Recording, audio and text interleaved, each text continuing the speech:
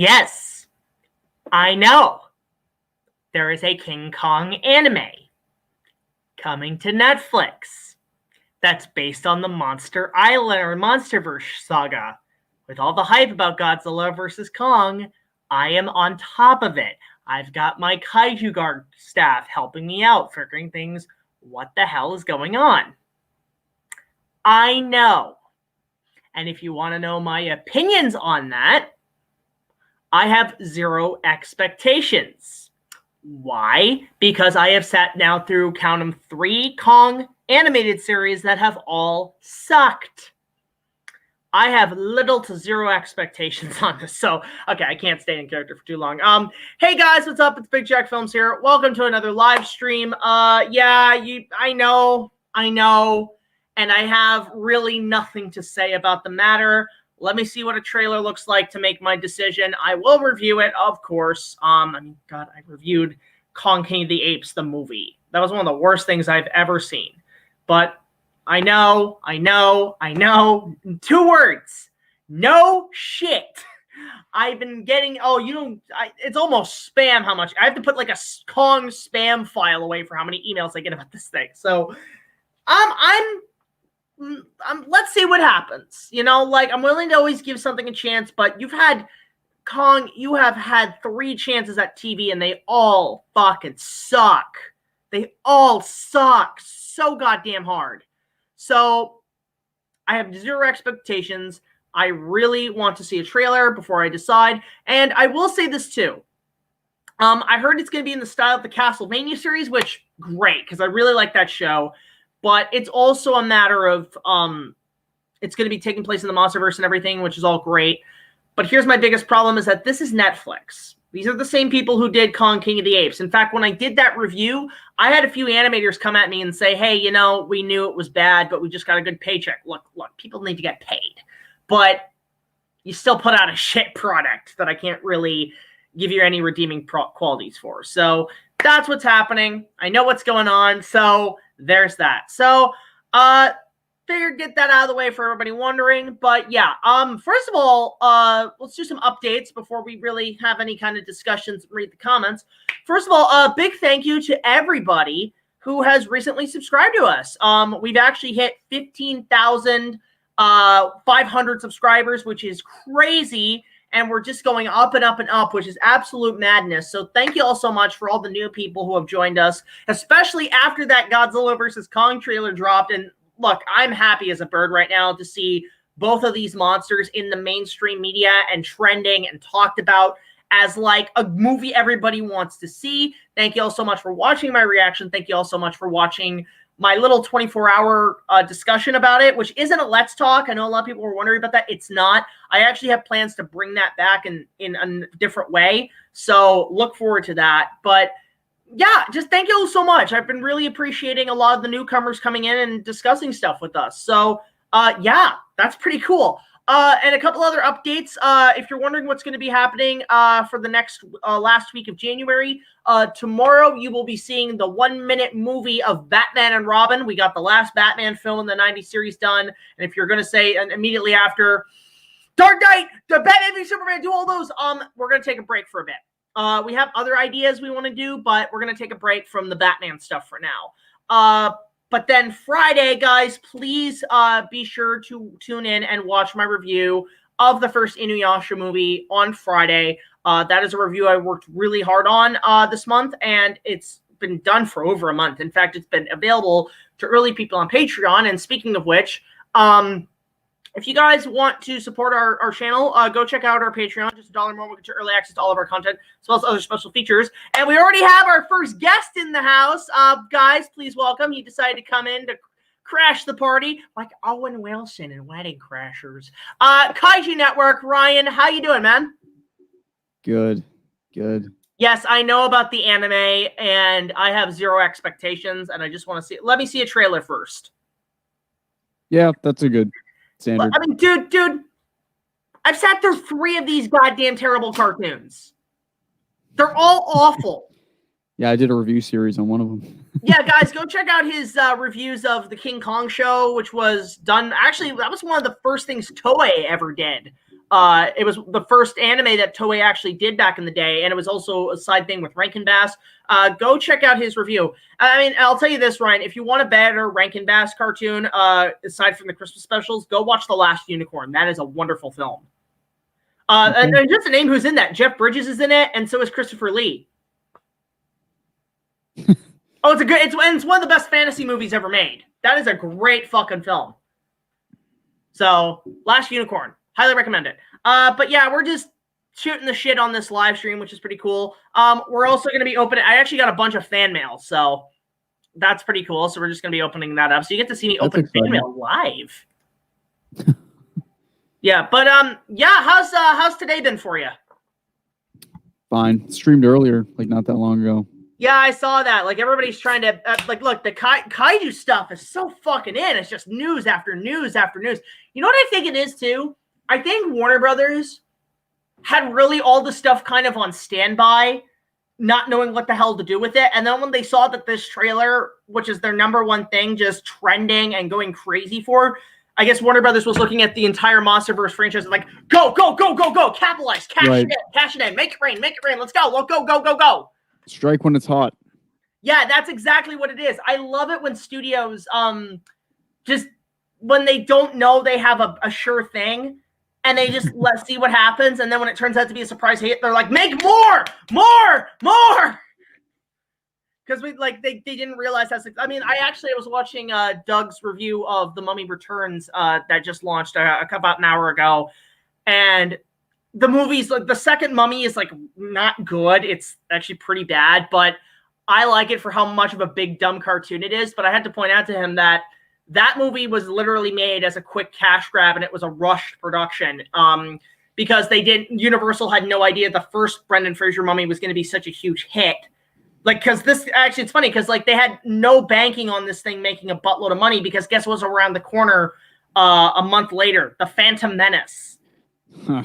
So they were like, yeah, we're just going to let it go and see what happens. But then when it turned out to be a hit, like a big hit, that they were like, okay, we got to make more of this shit. We got to, because then what happened was, like, as the turn of the century happened, there was Harry Potter, Lord of the Rings, and the prequels all making bank. So Universal was like, we need a franchise quick. We need to catch up. So that's what the Mummy stuff. So that's why they did Mummy Returns, the Scorpion King, the cartoon series. They just hoard that shit out.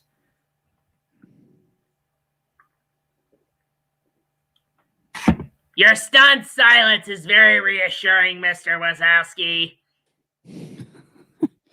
And yes, I know comments that Billy Crystal and John Goodman are coming back for a Monsters, Inc. sequel TV series on Disney+. Oh yeah, that's the thing too. They announced Billy Crystal announced on Twitter or whatever that they're doing a sequel series to Monsters Inc. It's not like a prequel. It's not like Monsters University. It's actually a sequel, and it's him and John Goodman, and it's with Pixar, so it's going to be streaming on Disney+. All right. Yeah, so that's pretty cool. Actually, did you notice that there's actually a nice little giant monster movie reference in the first Monster? Have you ever seen the first Monsters Inc.? Oh, a long time ago. There's a reference on the sushi bar that they go to. You know what it's named? No. Harryhausen's. Ah. Yeah, and I didn't realize that till later. I'm like, okay, that's clever. But yeah, so just crazy news after crazy news with this MonsterVerse stuff. It's going to be pretty awesome. Let's see. I know my only concern is I don't want them to rush it. No. What's your opinion on Inception? Haven't seen it yet. It's on my list. But I only saw it once in the theaters, and I never looked back on it. I think the trailer music was more impactful than the movie itself.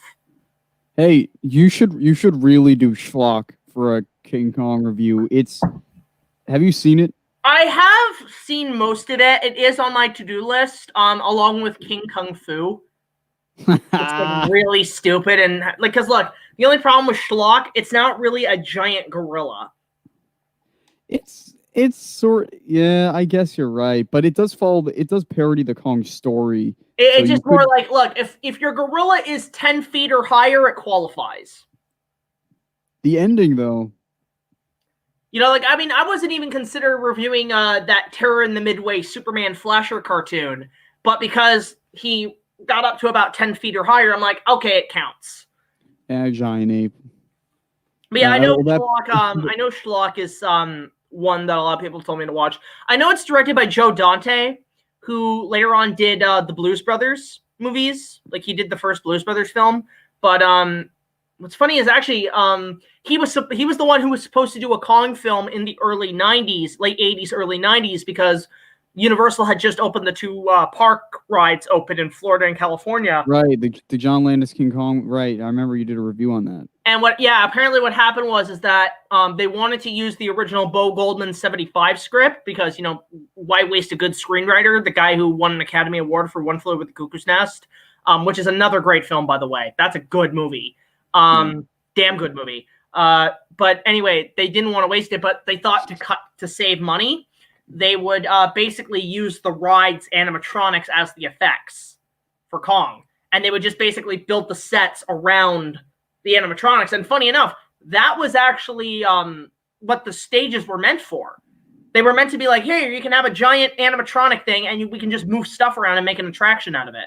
And and if you're wondering, because like the thing is with those original animatronics, if you're wondering if they were actually practical to pick people up and stuff, they actually were. There is I found footage from like this old soap opera back in like 1991 or something. And they had a scene where this girl has a dream sequence where she's in Kong's hands and they used the bridge Kong from the ride. So they are practical pieces you can use. It's just you got to rent out the space and everything. So that was the plan. They were just going to recycle those to cut costs. And then they even got, because that's why if you look at like some of the original artwork for the ride, they actually were going to launch a pinball machine that Data East did. They also did the Back to the Future pinball and all that. And they only made like, I think a total of like 5 prototypes. You know, and the reason that I tweeted out about the Bigfoot King Kong 3 is because I watched the video formats review today and you brought that up and I was like, I got to hold his feet to the fire on that movie. That will be coming. I do want to talk about Bigfoot because that is technically in some countries called King Kong 3. So but funny. The thing is like, what is it a sequel to? Is it to the original? Is it to the De Laurentiis movies? I'm thinking the 76 or 76, 86. So does that mean that Bigfoot in other countries is known as Prince Kong essentially, but he's all grown up? What the fuck? Yeah, like Baby Kong. Oh, that's why he was so small. Dumb. That's why he was a normal size ape when he came out, because he's not actually a Kong. Oh, so bad. Okay, Ike asked, am I going to review the Kong TNT movie? I do want to see what it's about. I haven't seen the trailer, but it looks so shit. Oh, it looks like an asylum movie, right? We could show the trailer. It's made by a tiny company. They're not going to give you a strike. Look. The Lana Film Company gave me a strike for the Mighty Kong, and they still exist. Well, let's just say I watched the trailer for Kong at TNT. It's way worse than I thought.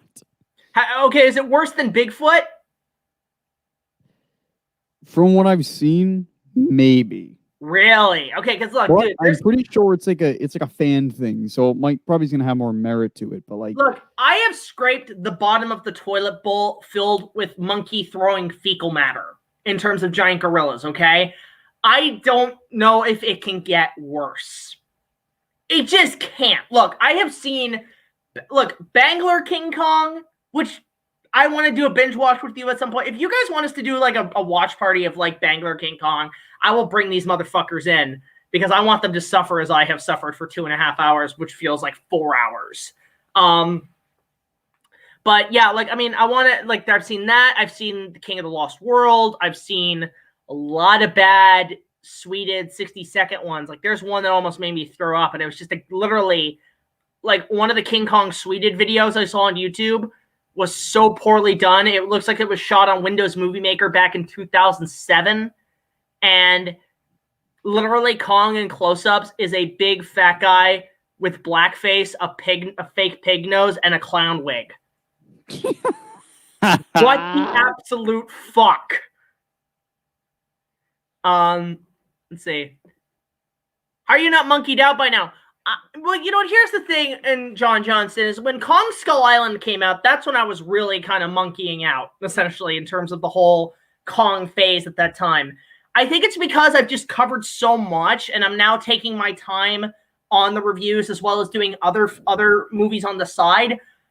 It's not that I'm conged out, it's that I've kind of done the basics, so now the show just happens when I feel like doing an episode, but when it happens, it's like, oh yeah, that's where the money's at, that's where like people come in, and I love that. So, I mean, I'm not ending the show or anything, it's just, I'm taking my time on it, because I do want to try to break out and do other, like Kong, break out in New York, and try other things, you know, I want to, like, that's why I'm doing the first Inuyasha movie on Friday, but Kong reviews will come back. There's 2 I have planned in March, so stay tuned for that.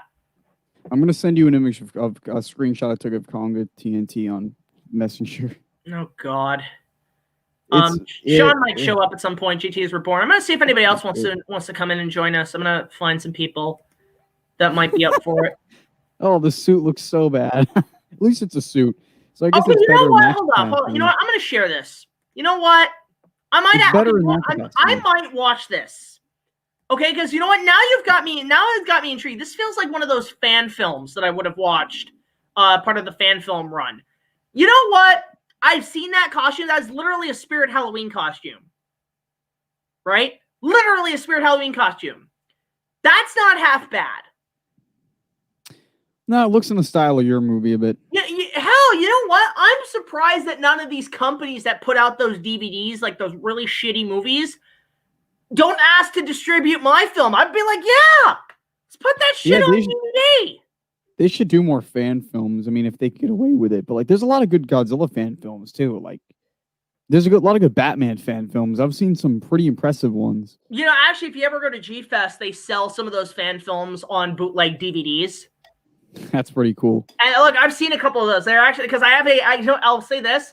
When people thought that Godzilla 1985 was never going to get released on DVD, there was a booth in Fan Expo that sold kind of unofficial DVDs of certain movies that have never been released, and they put out, I have a double disc of Godzilla 85, the Japanese and the American cut, and they came on a pretty sweet DVD, but it was a cheaper alternative than where you couldn't even find the actual DVD release, which wasn't even out yet. Which, by the way, Godzilla 84 is one of my favorite Godzilla movies. I've only seen it once. It was kind of boring. Well, you know what? Well, which cut did you see? I watched 85 with Rain. No, did I watch 84? I might have watched the Japanese version, actually. The American cut's more fun. Like, I mean, it is badly dubbed. I think they actually put in a different kind of score, because one thing I'll say about 84 is I love the soundtrack to it, because like the opening titles, I like the theme. It sounds, you know what it sounds like? If Godzilla was in if it sounds more like the Godfather Zilla. Because it literally sounds like something out of The Godfather. Right? Like, it sounds like the theme, right? So I wonder if, like, they were kind of inspired. Like, oh, fuck, you know what? A Francis Ford Coppola Godzilla movie sounds legit lit. Like, think of a Godzilla movie. I mean, we kind of got it with Kong Skull Island, but literally a Godzilla movie in the style of Apocalypse Now. That'd be interesting. That'd be fucked. That'd be like, holy shit. But, yeah, I got that, and I also got, I think I got, what else did I get there? When Dinosaurs Roamed the Earth with stop motion by Jim Danforth, and that movie's actually really good. It's just, that's a rare DVD. Like, those DVDs go for hundreds of dollars. Jim Danforth, he worked on the 1983 American Godzilla film. Yeah, the one that was canceled? Yeah, the one Steve Miner was the director. Jim Danforth, I'm pretty sure he was hired to do some kind of art or some kind of effects for it or something. Jim Danforth was kind of like Diet Ray Harryhausen. If you couldn't get Ray, you would get Jim. And what's funny is that Jim not only was going to work on that Godzilla, he was supposed to do The Legend of King Kong from 75. And what happened was that because what happened was, it was like they wanted to do stop motion, and they wanted to update it, and they wanted to like do some really cool stuff. But what happened was, halfway through that pre-production on that film, before it got canceled, Jim actually left because he was getting frustrated that Universal kept cutting corners. And they eventually hired Chris Mueller Jr., who did the effects for The Creature from the Black Lagoon and The Land Unknown, which I don't know if you've ever seen The Land Unknown. It has like the worst kaiju suit, dinosaur suit I've ever seen. Like, it literally looks like Barney the dinosaur on crack. Huh. Like, but it's a fun B movie. No, I'll admit it is a fun B movie from the 50s, but that's one worth checking out. They use the same roars for Kong 76 for the T-Rex, but that's the thing. So they were going to get him to do the effects. In fact, if you look at the original storyboards for The Legend of King Kong, the T-Rex strikes a very similar resemblance to the T-Rex from Land Unknown. And actually, the ape suit they were going to do was actually Bob Burns, the famous sci-fi collector, because he was doing, I think, the real Ghostbusters TV show at the same time. So they hired him, and there's actually photos out there of him in a test suit, and it just didn't freaking work. But they were even considering, from what I heard, every time they cut to Kong, they were going to cut to like a really tight close-up of actual gorillas, like actual gorilla facial expressions. Oh, I found it here. So yeah, that would have been a really good movie because so Jim Danforth was going to do the stop motion for the Godzilla model, and Rick Baker was going to be making the hand puppet effects. Yeah, did you ever notice too that the T-Rex design or the Godzilla design in that movie looked similar to, like, it looked like a T-Rex obviously, but it actually kind of reminded me of like Phil Tippett's stop motion puppets from Prehistoric Beasts, which I don't know if you've ever seen that short film. I have not. I have some storyboards up here if you want to throw them up. Oh yeah, sure. I'll share the screen. Definitely very crocodilian. The original puppet was like, you know what it looks like, especially that panel right there. That like the second panel on the left, right? That one. It looks like the Rex from We're Back. Oh, please tell me you've seen We're Back. I've not. Okay, We're Back is an animated film from '93. It came out the same year as Jurassic Park. It was done by Spielberg's short-lived animation company, Amblimation, and it stars John Goodman voicing a T-Rex. Oh my god. And he sings a song. And it's great. Dude, the movie, actually, it is a fun film. It is a very fun, dumb cartoon movie. But, yeah, like, that's the thing. It was supposed to be, and also, yeah, it was the 3D craze at the time. That is a nice shot. Yeah, I actually really like the story. Because it was the 80s, they did a Cold War kind of nuclear thing. They were definitely going for the 3D craze, too, at the time, with, like, the Friday the 13th 3D, Jaws 3D. Like, they were definitely going for that at the time. So, wait, was it Fred Decker? Fred Decker was also involved in this, I think. Yeah, Fred Decker did actually write this screenplay. Who was supposed to do the puppets again? It was Rick Baker. He was going to do a face, and I believe like maybe something like that. But I know he was doing a face, an animatronic or a puppet face for Godzilla. You know who they should have gotten instead was Phil Tippett, because Phil would have done it in the style of like the Rancor from Return of the Jedi. Because if you look at the Rancor from Return of the Jedi, believe it or not, that thing is just a high-speed hand puppet. Oh, really? Yeah, the whole Rancor that eats like the freaking Gamorrean guard in Return of the Jedi, that's just a big hand puppet. The whole movie was about Muppets. Like, it's funny because like the first Star Wars was like a model, like all the effects were done with models and stuff. The second film, Empire, was more stop motion, and then the third film was a Muppet show. There's literally the Muppet Show. Like all of Java, all the creatures on Tatooine, they were all big puppets.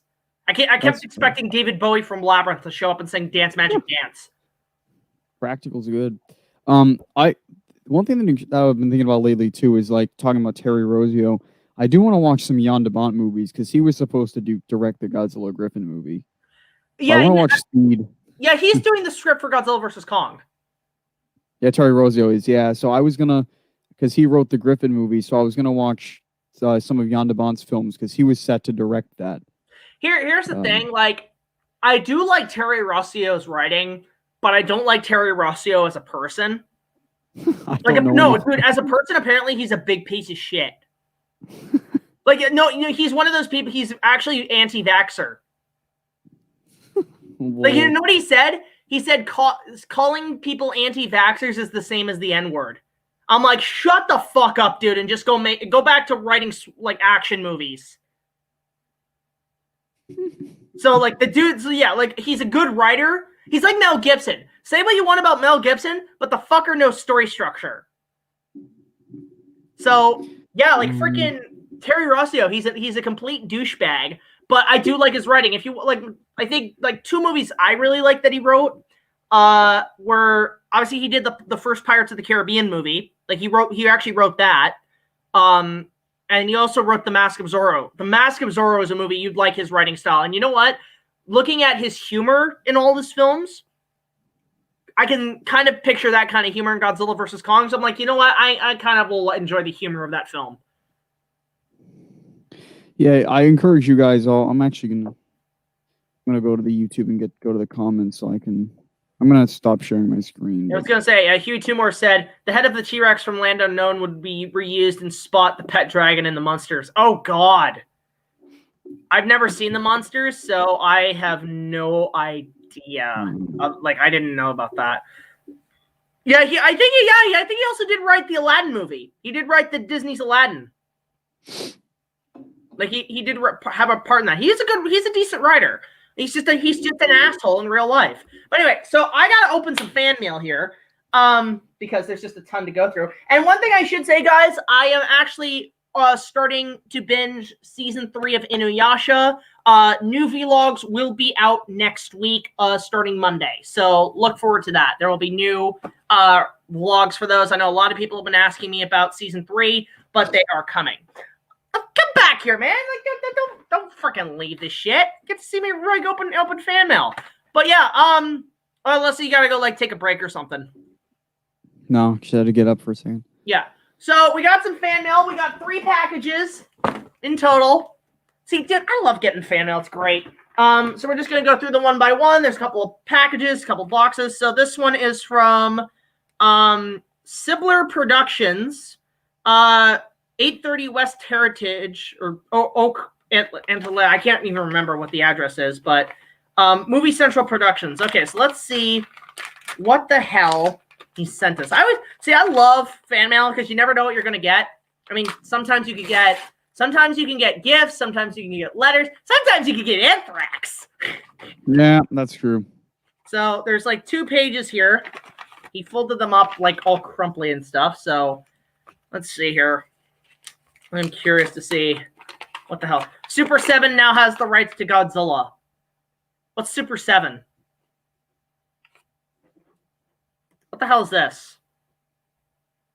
Action figures. Oh, okay. So toys. Okay. Toy lines. Let's see here. Holy crap. All right. Okay, there's a huge letter here. Okay, so let's see here. Hi, Jack. My name is Colin Cyber, but you can just call me Mr. CCS. I would have initials for that, but I'm not going to say. I'm 14 years old, living in the U.S. I'm a film critic and YouTuber who loves movies, especially King Kong. I grew up with Kong, especially riding the King Kong 360 3D attraction. That is a great ride, but I prefer the Florida one. The Florida one has a giant animatronic that you can come face to face with Kong. So that's amazing. Except no banana breath. That's the only thing that sucks. And seeing Kong Skull Island in theaters, I've also seen the original 76 remake, the 2005 remake, and of course your fan film, which I enjoyed very much. Thank you so much. If you want some advice on your film, I'll give you some. You could go to Target and get a movable mouth gorilla mask. Hell, even I'm working on a Kong fan film using the 96 Peter Jackson draft, so you can finally see it. I'll also make a sequel, which will take place almost entirely on Skull Island, but this is all planned, so he's franchising it. I had plans to do the 96 film as well, but I'm going to do it on Lego. So that should be fun. What's that guy's channel name? His channel name is... I don't know. If he's in the chat, please send your name. He's known as Movie Central Productions. All right. Look him up, guys. Go subscribe to Movie Central Productions. Send him some support. I want to see what he does with this remake of 96. So I'll also make a... Okay, so anyway... Also love your other videos too. You and I can share the same hate for the Star Wars special editions forever. Now, the thing is, when I brought that up, I just didn't like what they did with the original. And there were some shots that I've actually talked with a few people who, like, some of the CG shots are nice improvements. I get it. But at the same time, if you had made an extended version where you added them and not replaced them, would have been fun. Would have been fine if you just like added more and not replace the shots. Keep the original shots, but have the new shots in there as well. That's the only problem I have, is that they just replaced these shots that won the Academy Award for Best Visual Effects, kind of debunking that entire win. So that sucks. But I do like the changes in Empire, and I hate the changes in Jedi. The changes in Jedi were garbage. We can also agree that The Lion King is an exciting adventure, and then Dragon Ball. Oh boy. Oh boy, he has something to say here. When that scene in part 1 with Android 18 popped up with the music, which I want to know the name of so badly so I can use it for my channel with Chun-Li. Oh my god, what have I done? He's doing the same thing with Chun-Li from Street Fighter. Oh boy, I cannot wait. What have I done? I feel like Jack Skellington in A Nightmare Before Christmas. I literally have to lay down like this, like I'm defeated. I'm like, what have I done? Oh my god. I am excited to see what the hell this kid does. What the hell is this kid gonna do with Chun-Li from Street Fighter? Dad, that robot chick is hot, and also I want to know the name of your intro music. Okay, so if you want to follow the actress who plays Android 18 in our show, go to Instagram, link down below. Her name is BATTYALANA. She's an amazing cosplayer, an amazing actress. Please, guys, go check her out. She's awesome. If you're interested, Colin, there you go. The links are in the description below. And let's see here. I also want to know the name of your intro music. I kind of keep that a little bit secret of what my intro music is, but it's basically the Kaiketsu Zoro anime theme, which is, yes, there is a Zoro anime, and it's freaking amazing. So don't copy me, for the love of God. Maybe find another anime piece, but apparently this kid's really into saxophone music. So, okay, that's all. I mean, that's totally my jam too, man. Like, I love that shit. You put a good saxophone in music, oh my god, damn, son. Also one more big request. Do you think sometime down the road crossover that'd be fun? We're YouTubers, we should do something. Everything's up. Okay, so moving on to the next page. Yeah, I mean, I don't do crossovers with people I don't know. I have to get to know them first before I really, and you know, they really have to show some big time talent to really get my attention. So, I mean, I had somebody request coming in, and I'm thinking about it. The problem is they're part of a podcast. I'm sure they want an interview, but their interviews can be pretty raunchy. And given I'm a PG-13 show, I don't want to go too deep into those discussions. So I still have to think about it and have a couple ground rules. So thank you so much for inspiring me, Mr. CC. Plus, I'm a subscriber, and I'll help you get more views and subs. Also, sub to my channel. Yeah, thank you so much, man. Really appreciate the letters. Really appreciate the questions. And yeah, that's just great. That's one of the things I can definitely take, is that I have inspired people. And if you can do that on YouTube, it's like your job is done. You just do it for the checks now. So that's sort of my main thing. So now there's that. So thank you so much, Colin. Go check out his channel. It is under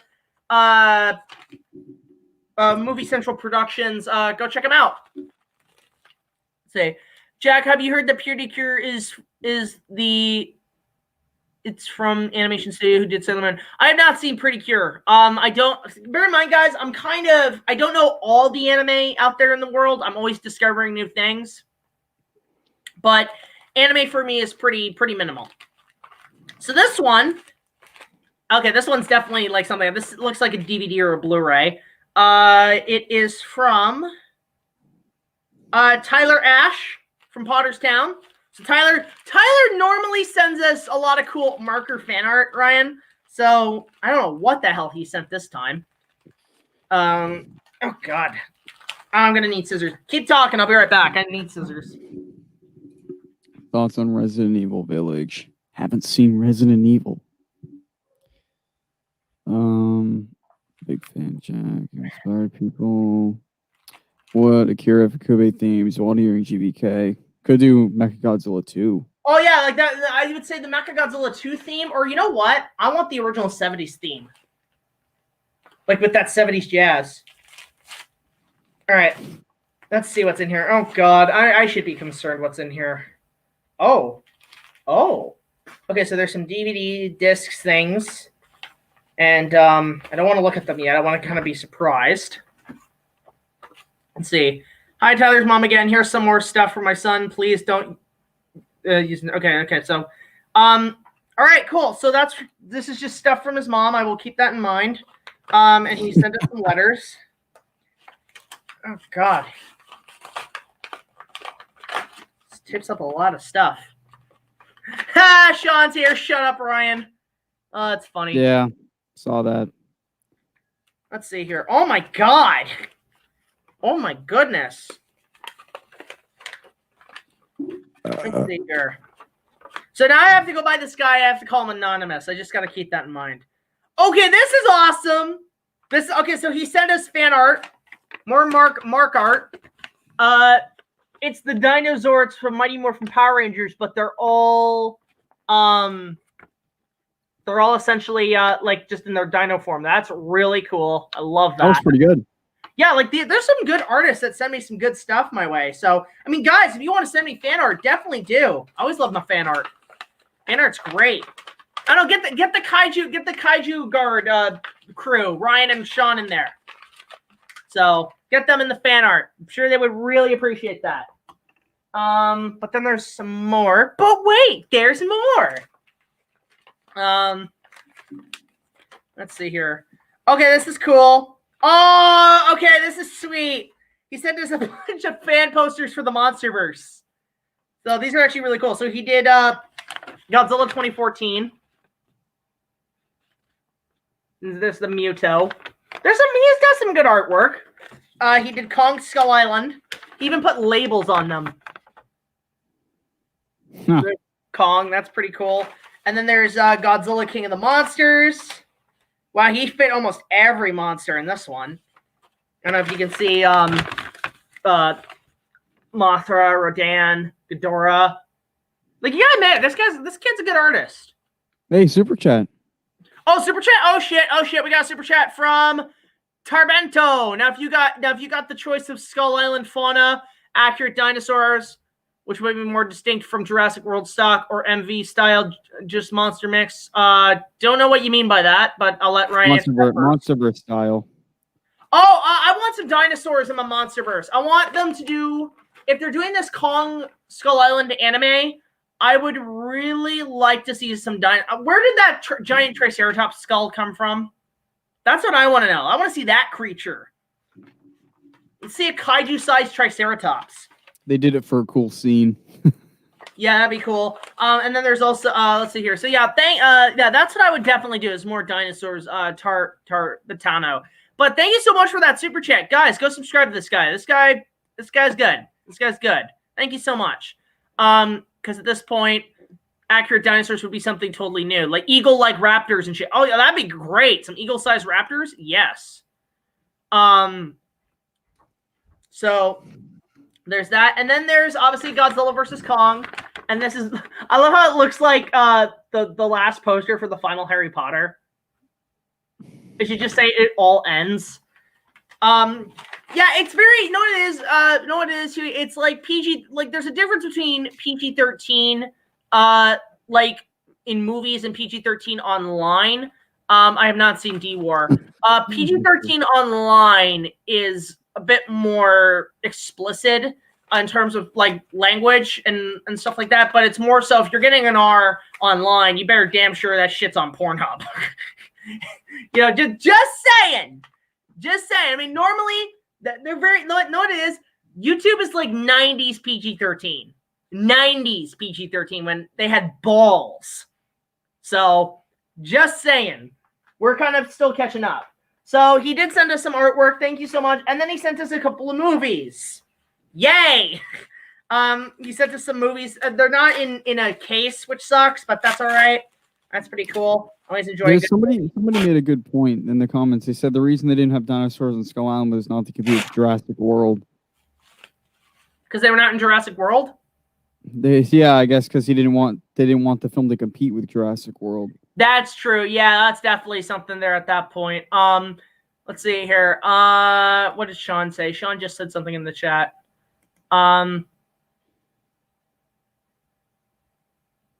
Well, I mean, that was shot in the style of an Austin Powers movie. There's a difference, Sean. Okay, everybody hashtag shut up Sean in the comments right now. Everybody hashtag shut up Sean. Do it. But he sent us some movies. These two, I've seen this one, but I haven't seen the other one. He sent me a copy of Puss in Boots. Oh my God. You know, I kind of like that one. I did like that one. I like that more than the other Shrek sequels. Like, it was decent. I only saw it once in theaters and didn't ever look back. I just thought, but I was bored that day. I needed something to do. And then he also sent me this, which I have not seen, and nor have I ever read the books. He sent me the Captain Underpants movie. I have not seen the Captain Underpants movie. Wow, and another super chat. Shatoyshun. Thank you so much, Ike Studios, guys. Go subscribe to Ike Studios. Really appreciate sending us a super chat there. I'm just gonna send an invite to like one other person or a couple other people if they want to join us. What the hell? Why are my comments showing up? What? So my comment isn't showing up on the thing. Let's say, shut up, Sean. That's weird. I don't know why. Pipe down, Sean. As the British would say, pipe down, Sean. I'm trying to find out where's my boy Matt at from Kaiju Network. I wanna send him an invitation. I'll send one to Jay from Nerd Cage if he wants to join us, and I'll also send one to Matt. And we're gonna open up the last package. Where the fuck? Where's Matt in here? What are my thoughts on Primal? Never seen that. What? Oh, Primal? I haven't watched that either. I have not watched Primal. Oh my God. So they're there if they want to join us, so that's pretty cool. Okay, so let's see here. Do you hear the Sonic the Hedgehog movie is going to be filmed in March? No, because I haven't even watched the first Sonics, but I heard it was good. I heard it was actually legitimately good. So we have this last package. This last one. It's in a big box. I hope it's not like 7 where there's a head in the box. What's in the box, man? You ever seen 7? No, that's on my list though. Brad Pitt and what is it? It's Brad Pitt and it's Morgan Freeman. But yeah, it's like they did the only thing I've seen of 7 is that spoof they did on Robot Chicken with the Smurfs. It was called Smurfin. Yeah. And in the box it was Smurfette's head.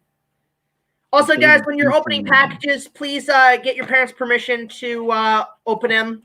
Like if you're using an X-Acto knife or whatnot, because I do have occasionally do have kids on this show that do watch. And kids, you shouldn't be watching this stuff. Don't make YouTube your babysitter. Sean, go learn to fight your own battles, you know. Godzilla says that I should learn to fight my own battles, you know. Remember when I did that in one of Nick's streams and you absolutely lost it? I was like, hashtag that's a lot of Godzilla says I should learn to fight. I gotta get Nick on here one time. I think he deserves to be on. He does. I don't know if Send he's him the link now. SteamYard though. That's the thing. Send him the link now. He's joined a StreamYard of mine. Okay, so I just got this package. Okay, this is actually pretty damn cool. This is from same guy from Potterstown. He sent us something. Okay, this is actually really cool because I'm not gonna lie. I was after the Godzilla vs. Kong trailer came out. No, Ryan, you got to see this shit. You get your ass back here. Get your ass back here, boy. What are you doing? Okay, so I was, after the trailer dropped, I was so hyped. I was tempted to go and get this, but Lord above decided that the kid here, the fan here, decided to send me this as a gift. Thank you so much. Oh my God. Well, first of all, we should open his little package, but I'll get to this in a sec. I'll keep you a little bit in suspense. So again, thank you so much from this fan. I got to keep him anonymous from now on because mother's orders. So I got to respect that. So there's that. But he did send me Oh my god, more fan art. Oh my god. Zilla. Super fan. Oh god, don't do that. Holy smokes, this kid sent us a lot of art. So first of all, there's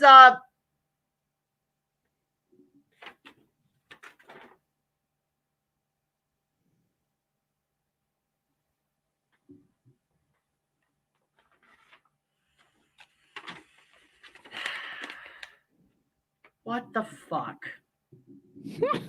What the absolute fuck? Okay. Have you ever heard of this film called 5 Children and It? No. Don't look it up. Because he sent me a poster of this, and I'm like, I think I just saw what Satan's asshole looks like. Okay, so apparently Grinch plus Jar Jar equals what Oh my what god. the absolute chicken shit fuck. I have given a name to my pain, and it is that. I have to burn that. That's fucking awful. No, that's terrible. Anyway, so there's that. There's let's see here. Okay, so there is some more Godzilla vs. Kong Kaiju artwork. He sent us okay, this is cool. He sent us a fan poster for Destroy All Monsters. So like a MonsterVerse version of Destroy All Monsters, which come on, we want that. It's gonna happen. Look, can we get that with like Ghidorah, Mechagodzilla, just all the greats, just every monster, you know what? Hell, open up the multiverse. Have the Hollow Earth open up the multiverse. So there's that. There's okay, again, Godzilla versus Kong. Let's see here. No, Hewy, I'll send you it in a minute. I just want to go through this fan art first. We might have Hewy Toonmore on here, guys, so that should be cool. You've never met him, have you? No. He's cool. He's pretty cool. So we have oh my god, I don't even know how this thing opens. Oh, it's okay, so it's double-sided. So it's the title. That's not bad. And then there's the poster. I get some nice fan art from this guy. This guy's cool. But oh boy, okay, what else is here? Oh my god, there's more. Oh my god, there's more. Oh wait, no, we already went through all that. Okay, so again, story time. After the Godzilla vs. Kong trailer hit Monday, I was tempted to go and get this afterwards, but this guy sent me this, and actually I have to say thank you so much. Oh my god, I was really tempted.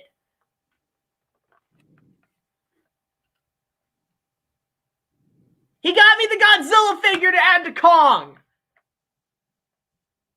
Not gonna lie, that's actually awesome. I was so tempted to pick this up. Come on, dude, that's actually really cool. You can set him up.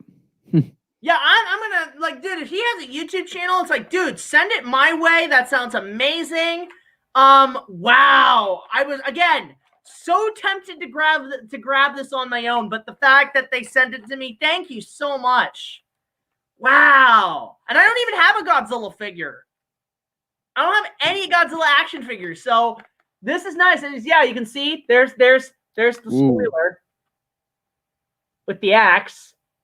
Huh. Now, does that look like Mechagodzilla? I don't think so. That just looks like flesh. Godzilla's about to get knocked the fuck out in this movie. So, yeah, that's really cool. In fact, you know what? I'm going to open it up now. Fuck it. It's like, no! You removed it from its original packaging! It's no longer a collectible! No! Don't do it, Jake! It's meant to the box! There we go. I don't care, collectors. I am... He's tailless. No, Oh, Godzilla! God. Oh my god! Why? Badass. Oh, this is so cool.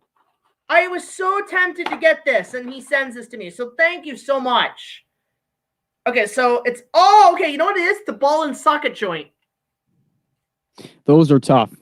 They are?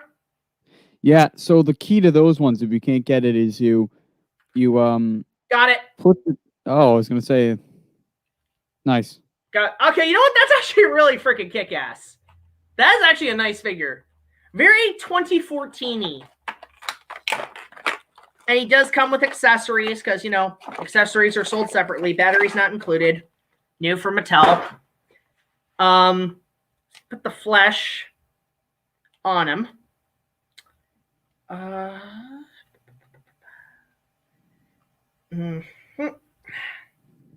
Wonder how much those are. I might have to get those too. They're at Walmart. They're pretty dirt cheap. Like, I think they go for about $20 at Walmart. They're pretty solid. If you want some Godzilla toys, go there. I think they also have a lot of the just basic Toho stuff. So they have a Kong Skull Island, they have King Caesar, Mechagodzilla, all that jazz. But oh my god, what the hell? This is the other problem with these toys. How the frick do you get this shit in there? Yeah, you thought the tail was bad? Getting this thing in's a pain in the ass. Yeah, I'll send you an invite in a sec, Huey. I'm just trying to get this toy in. That flesh wound is giant. It's just a flesh wound. Oh, can you imagine if he rejuvenates? Dude, if No. Godzilla rejuvenates, we're fucked. How do you put the thing in his mouth? The breath. The breath? You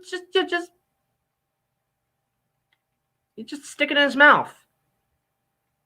There, like that. Epic. It's like trying to stick your dick in a Cheerio, as the nerd would say. But yeah, there it is. There's Godzilla, the toy. I never have owned a Godzilla. No, okay, I did have a Godzilla toy as a kid. It was the '98 Godzilla, and it was like an animatronic movable like thing that roared and stuff. It was awful. I kind of want that toy back. That was a cool toy. But this is great. I'm really digging this toy. This is actually really freaking cool. So thank you so much. There he is. First legit Godzilla toy that I've ever owned. So I don't know, I might put this in videos. Like, he's very posable, so I could definitely do some stop motion with him. Just have a big stop motion Godzilla go. But yeah, he kind of just is very 2014-y. Like, I know, I'll say this about the design of the legendary Godzilla. Oh, and his jaw moves too. That's actually pretty cool. That's probably how you fit the breath in. Here's my only thing with the 2014 Godzilla. I really wish his head was a little bigger. They made it smaller in 2019. 2014 was bigger. Really? Yeah, if you look at the design. It looks about the same. And you need some dorsal fins on the top a little bit, honestly. So, there is Godzilla in all his might. Actually, oh, put it in the light. I wonder. Oh, dude! Kind of lights up with the light. Hold on. I don't know if you can see. I can just kind of get where you can see. But yeah, his dorsal fins and shit light up. That's nice. Look, that's actually a cool effect. Look at that. Look at that. There you go. Make another stop motion film. Yeah, it's just Godzilla. No, it's like this. Like, yo, no, I can do the thing.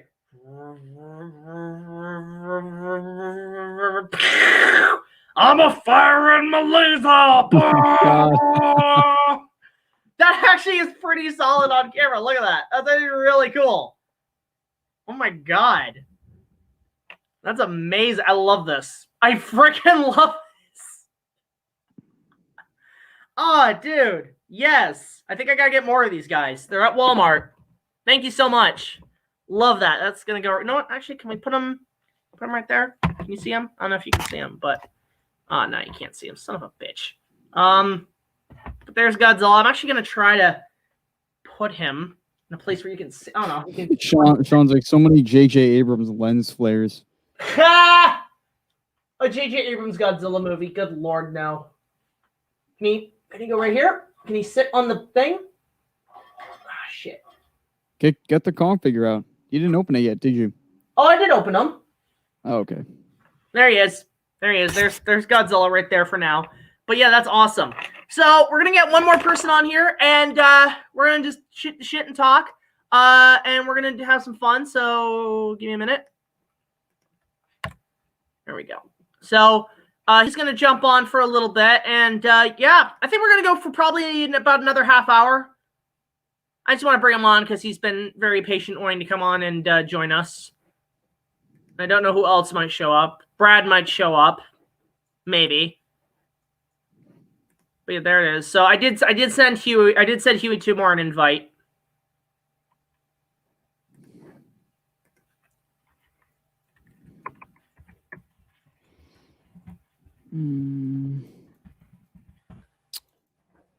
Yeah, just pretty crazy times right now. Let's see, device. Okay, so guys, another guest coming in. He was here last week, but Ryan, you haven't met him. Please welcome Hewy Toonmore of Hewy's Anime Movie Reviews. How you doing, man? Camera is really neat. Camera is filled with meat. We've been eating Gamera. Shell, teeth, eyes, claws, fangs, flames, fun. Dr. Forrester is kind of a jerk. And Frank is really dumb too. We have to take part in these lame experiments, but do we complain? No, yes, huh? So we keep all over the place and talk of 1,000 wonderful things. Everybody now, Gamera is really sweet. It's turtle meat. Now we have commercial sign. Yeah. Hey guys, welcome, Hewy Toonmore. How you doing, man? Oh man, sorry, but I just had to make an entrance. That's totally fine. I want you to meet Ryan of Kaiju Network. You guys haven't met yet. I was wondering who this asshole with a microphone covering his mouth was. No, Ryan's cool. He does a lot of reports on all the stuff with the MonsterVerse and stuff. So what's the? I was just kidding. No hard feelings, man. I think it's cool. Yeah. So yeah, we've just been chilling. I had a fan sent me a Godzilla figure from the new movie, so that's pretty kick-ass. But yeah, it's been a crazy time the last week, eh? Reminds you of the NECA Godzilla figure I have. You got that? Yeah, from the original 2014 movie. My ex-girlfriend gave it to me for like Christmas or my birthday. I can't really remember. Took me years to try and get the tail on, but I figured out the way I had to get the tail on was to heat up the base of the tail with a hair dryer. I use and then freeze the base too. Water. Hot water does the trick, but yeah, it's just it's been a crazy time. I'm super hyped. This one was impossible. I had to put this in the freezer and I had to hair dry this, or the other way around. One of the two. Yeah, honestly though, I'm glad NECA lost the license to Godzilla because honestly, their figures kind of suck. They're ugly in my opinion.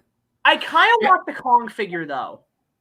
SJ Monster Arts is where it's at. I mean, have you seen the figure for that? I have, and it is expensive as fuck. I am not paying for that. Hey, I had to pay like $70-some for my Godzilla 2001 figure, you know, GMK. Ooh, you got that one? Yeah, it's out of all the Godzilla suits from the Millennium series, the GMK Godzilla suit is my favorite. That is one of my favorite designs, like right out of like 54 right there.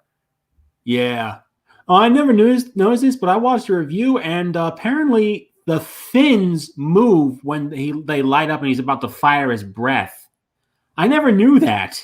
I never noticed that. I never noticed that. Although in the new movie, Godzilla vs. Kong, I love the fact that his eyes just glow blue.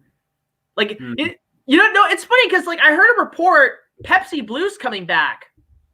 Where's the advertisement? Wow.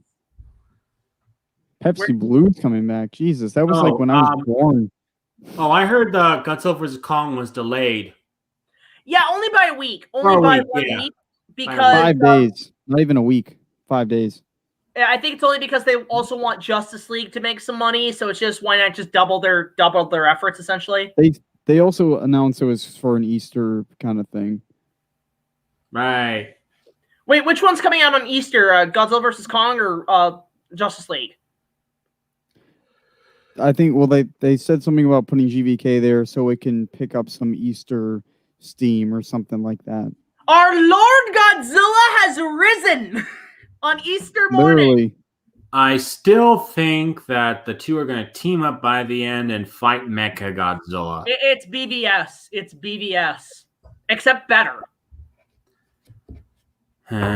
Because Honestly, BVS was not good.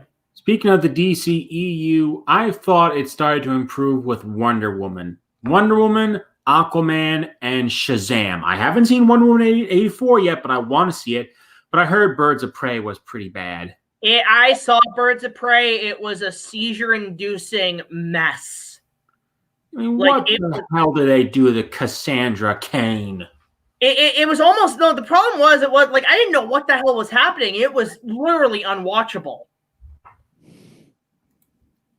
Like, it was not good. But with, I'll say this about Aquaman. I brought this up at my opening night.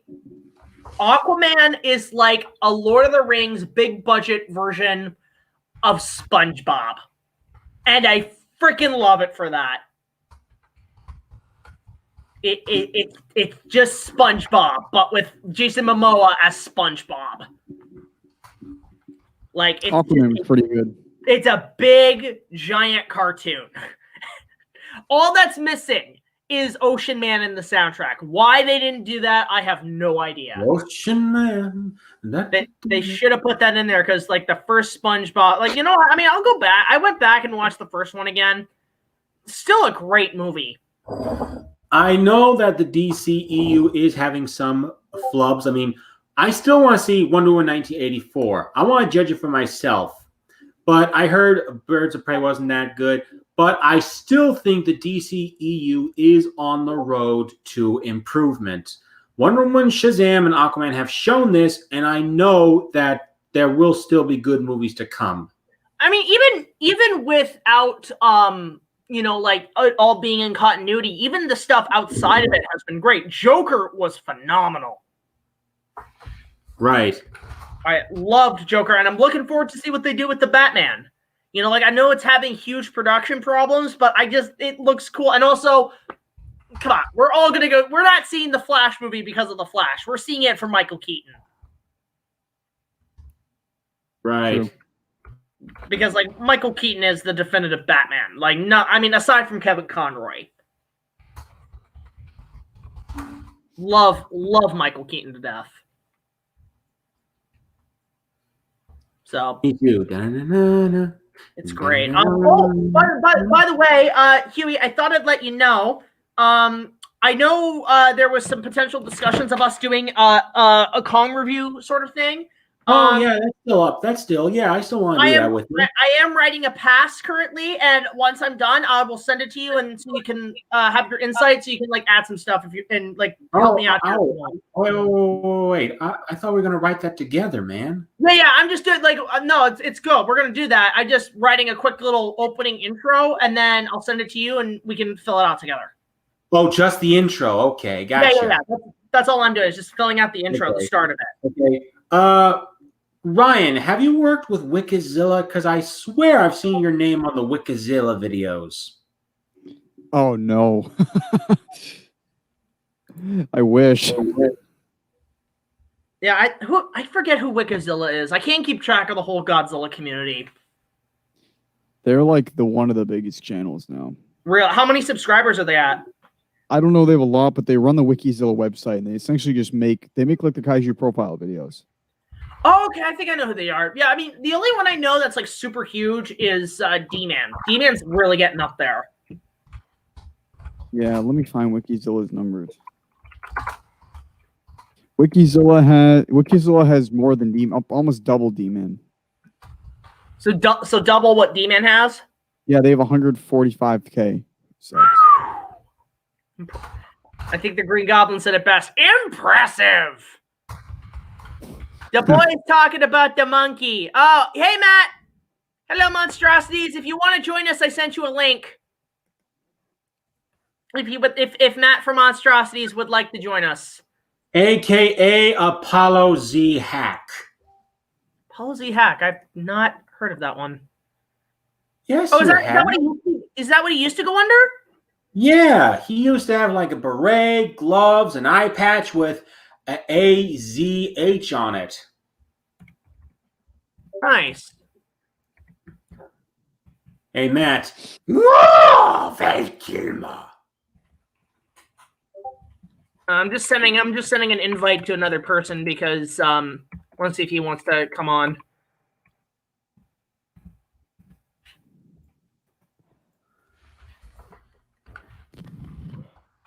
So yeah, Matt, it's there if you want to join us. I sent you a link on Facebook. But yeah, so there's just a lot of stuff happening. I've already brought up, Hewy, that with the Kong Netflix anime series, let's wait for a trailer before I give a full opinion. I really have zero expectations because of how many of those shows I had to watch. Well, I mean, the Singular Point looked good, so I think it has more to do with Netflix than like the Kong property.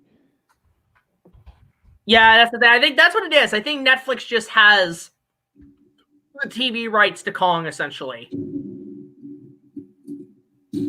Still want the live action one, but that can't happen anymore. So.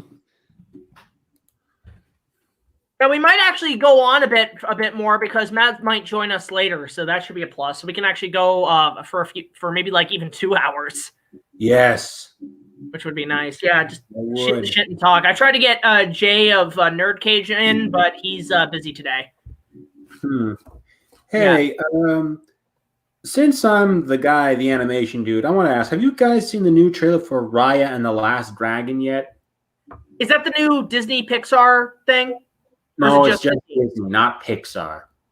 I have been very behind on Disney animated stuff. I mean, I think the last one I saw was probably Frozen. I haven't even seen Wreck-It Ralph, like any of the Ralph. Like I know they're good, but I've had my reserves about them because the trailers promise too much. But I do know they're good. I want to watch Moana. I heard Moana's incredible, and other than that, yeah, I've just not been on with Disney much. Like, I think the last Disney thing I saw was Lion King. And that was just not good. So, but yeah, I haven't seen the new stuff. I mean, I don't know if you heard this, Huey, but there's a Billy Crystal put on Twitter that he and John Goodman are doing a sequel to Monsters, Inc. as a series on Disney+. Oh, yeah, I've heard. And I'm like, okay, that was surprising. Came out of left field because, look, I hated Monsters University. That was awful. Like, it was, like, look, when I hear they're making a follow-up to Monsters, Inc., I expect a sequel. Yeah. That's just stupid. Because my concept for, like, I know the sequel that they're doing now is not what I was hoping for, but it's still something. I would love to see a sequel where Boo is actually an adult and she actually comes back, like even for like a brief moment, you know, like, and have a reunion with like an aged Sully. Oh my God, the tears in the theater would be crazy. So that I want to see. Did you ever review Into the Spider-Verse, Huey? Oh, Into the Spider-Verse is awesome. I have it on Blu-ray. Did you ever review it? No, but I hope to someday. I really do. That would be a great review for you, I think. Like, I think that would be right up your alley. Yeah. Like, that was I was surprised how fun that was. Yeah, I heard they're going to be a sequel, and guess what? There's going to be a sequel, and I think they're going to show like Spider-Man 2099, and of course, they're also going to feature the emissary from hell, Spider-Man. Yes, Japanese Spider-Man. Although I heard the new Spider-Man, the Tom Holland thing, is doing the same thing, but they're including Tobey Maguire and Andrew Garfield. Like, it's supposed to be a multiverse movie. Yeah, I think they're only doing it because the Spider-Verse was successful. Well, not only that, they did kind of set up in Endgame about the whole multiverse thing. I mean, even Sam Raimi directing Multiverse of Madness is kind of hinting that that's where they're going. Like, hey, we've done all the crossovers. What we've done the whole cinematic universe. How about the cinematic multiverse? Because I guess they're trying to beat DC to the punch. You know, like, now that's just, you know what? When you start a crossover genre, that's kind of the next step, is you have to do the multiverse now. Now you got to do Crisis. Now you got to do all that stuff. So, still waiting for my Crisis on Infinite Earths. Mm-hmm. Which was a pretty solid. I mean, I read that comic. That was a decent comic. And you know what? I'm sorry to interrupt you, but I just want to say if Spider-Man is going to be in the sequel, then that means so is Leopardon. Which one's Leopardon? Is His Leopardon? giant robot. Okay, because it sounds like Leopardon. No, it's Leopardon, which is the name of Spider-Man's giant robot in the TV series. So now there's going to be mechs in Spider-Man. Okay, yeah, I'll watch it. I'll watch it. You promised me with Gundam Spider-Man. Let's go. You have brought my attention to Gundam Spider-Man. Just trying to say, yeah, Sean, get on here. We might have Matt and a few other people on here. But yeah, it's just been, and here, just SS Jason says there's also been talks of a Beast Wars movie. That has been very off and on. Last time I heard anything, I actually talked with David K on Twitter, and I asked him about it, and he said he would love to see one. And then I heard word from Hasbro, the reason they won't do it is that it's too expensive.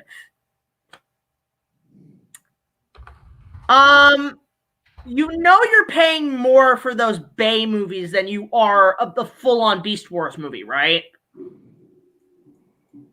You know, I don't get that. Why not just do that movie? You're probably going to spend less than you would a Michael Bay, because there's no people. There's no humans. You're going to be mostly relying on the Transformers to tell your story. I don't get why they wouldn't do that. I would love a Beast Wars movie. Holy crap. And, you know, the fact that David K would want to come back to that as Megatron, yes.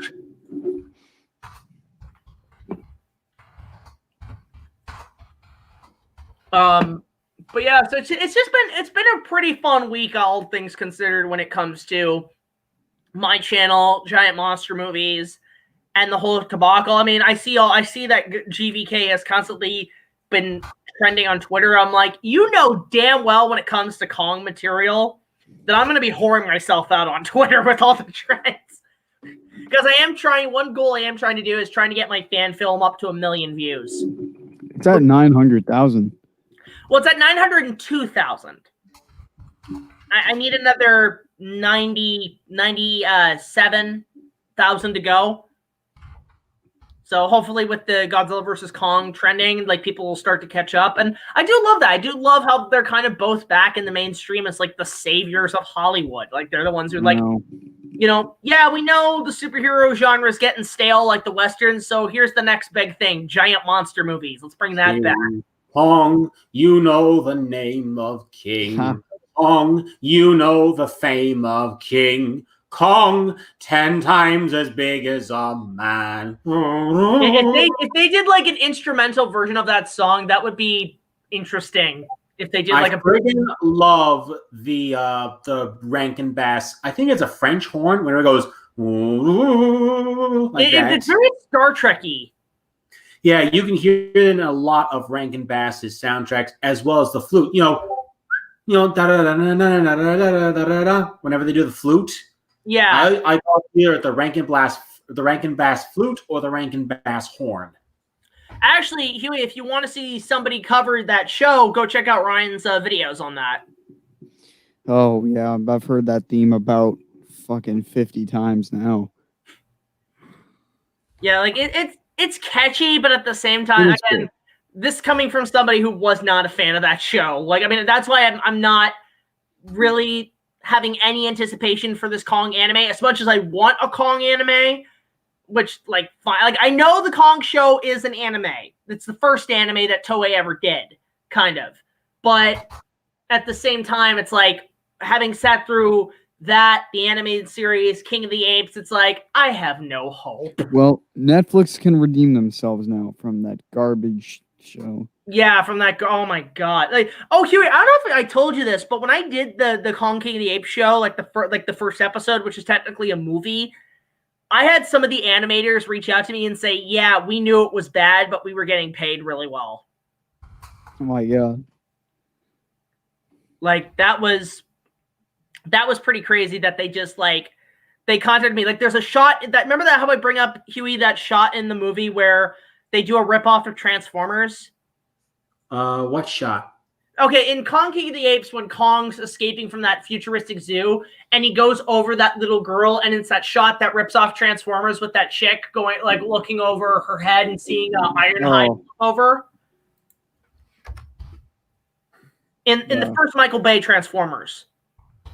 I remember that. Right? Basically, the animator who did that shot reached out to me and said, yeah, we just ripped that off. We just didn't care because it was just a quick paycheck. It was a quick pay for us. So it just rushed that shit out. So yeah, that's why because the thing is with that show, it felt like something that would have aired on Teletoon in like the late 90s, early 2000s. But also, like, it had almost the same quality as like the Donkey Kong TV show, which I do like, but it's so bad. But it's like, yeah, like it has that quality to it. That, and also there's some shots of Kong where he looks very Aardman-y. Like he's got like an Aardman face from like the Aardman animation. So that show was so thrown together. They recycled the theme song to the show that was like 15 years old at the time. Like, it's like so silly. Yeah, it was not good. I mean, and the fact they got most of the voice actors from that too. Like Sam Vincent is the villain in that show. He's the voice of Double D on Ed, Edd n Eddy. Huh. So yeah, like that's another thing that show did. They just got, I guess because Canadian voice actors in Vancouver are cheaper, so they just said throw them in there because they're easy to pay. So yeah, it was just, I mean, a Kong. Tyler brings this up. A Kong movie by Aardman actually sounds pretty solid. Like just like Wallace and Gromit's Adventures in Skull Island. Oh my God, that'd be hilarious. But we did kind of get that with the Curse of the Were-Rabbit. Had a lot, like, especially like there's some stuff pure Kong in that movie at the end of the third act. Yeah. At some point, I do want to cover that film because I grew up with Wallace and Gromit, and I really would love to, because I remember when I heard they were making a movie, I was actually pretty hyped, and then I see the movie and I'm like, you know what, I was pleasantly surprised with that movie, and I'm really glad that actually won the Oscar for Best Animated Feature that year. Yes, it did. I'm glad. I never saw the movie in theaters. I'm regretting that I never did. But there are things I'm glad that just like we got to see more people in the world of Wallace and Gromit. So Wallace is not the only human in this world. It does also have some of the best jokes in the entire series. Like all the stuff with the townspeople, that's the funniest. Like the grandma with the chainsaw at the end. I'm sorry, I cannot get over how funny that was in the theater. Seeing like Granny with a chainsaw. Like that sounds like a movie that Tarantino would make. Like Hobo with a Shotgun. The sequel, Granny with a Chainsaw. Like I'd pay for that. And it has one of the best. Okay, I'll say this because it does have a lot of tropes and cliches from a lot of other movies. It has one of the best angry mob jokes ever with that farmer with all the supplies. He's like, mob supplies! Get your angry mob supplies here!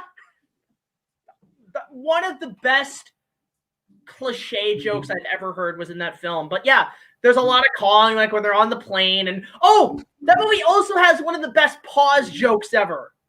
When like they're fighting on the plane and strangling each other, but then the plane starts to lose like power because it's run out of coins. So they have to pause the fight. It's almost like time out, do something, and then time in, they get back to the fight. That's one of the best ones because literally they're just trying to get change to power up the plane. It's like they get the change. It's like, okay, back to the fight. Ah!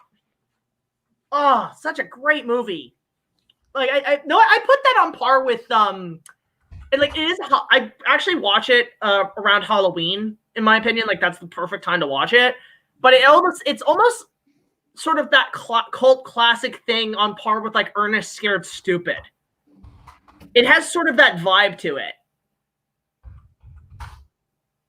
So that's yeah. And Grand Day Out, my mind was blown when they went to when they have a picnic on the moon. Yeah, and then they eat the moon, and it probably tasted awful. Wensleydale or Stilton. Yeah. That's the thing about Wallace and Gromit. It introduced me to all different kinds of cheeses in the world. I'm like, I need to try every single one of those. Like the great short films. Like I'll admit, I haven't seen the last one they did, A Matter of Loaf and Death. I did not see that. I've been trying to find it, but I do enjoy those shorts. Like, Grain Day Out is amazing.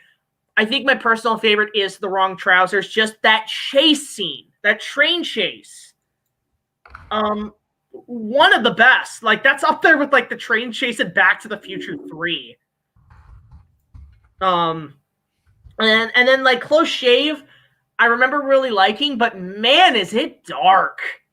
Like, you want to talk some freaking dark anime, like stop motion stories? Like, oh my god. Like, they were going to kill them. Like, that dog was going to kill them all. Like, Jesus. Like, I mean, think about it. The dog was prepared to turn them not only all into dog food, not just the sheep, but the people. Yeah. There was a real shocker to find out he was a robot. A mecha dog. Literally, he reminded me literally of Mechagodzilla. Really? Yeah, I do. Yeah, that was actually pretty shocking because I remember as a kid that actually made I actually shit myself a little bit because literally like the dialogue the girl gives her when he's just in the machine, it's like he's malfunctioning. Like she doesn't even like startle. She's just like, oh fuck. It's like she's malfunctioning. What? Malfunctioning. He's a freaking robot. He's an android. Okay. I don't know why my dad built him. Oh man, great short films on that end. So, wait, which one got the Oscar? Which short film got the Oscar for that year? For which Wallace and Gromit short? Which short? Which Wallace and Gromit short won the Oscar? Was it the first one? No, the first one didn't win any Oscars, but the second and third one won Oscars. The Wrong Trousers and A Close Shave. They both won Oscars.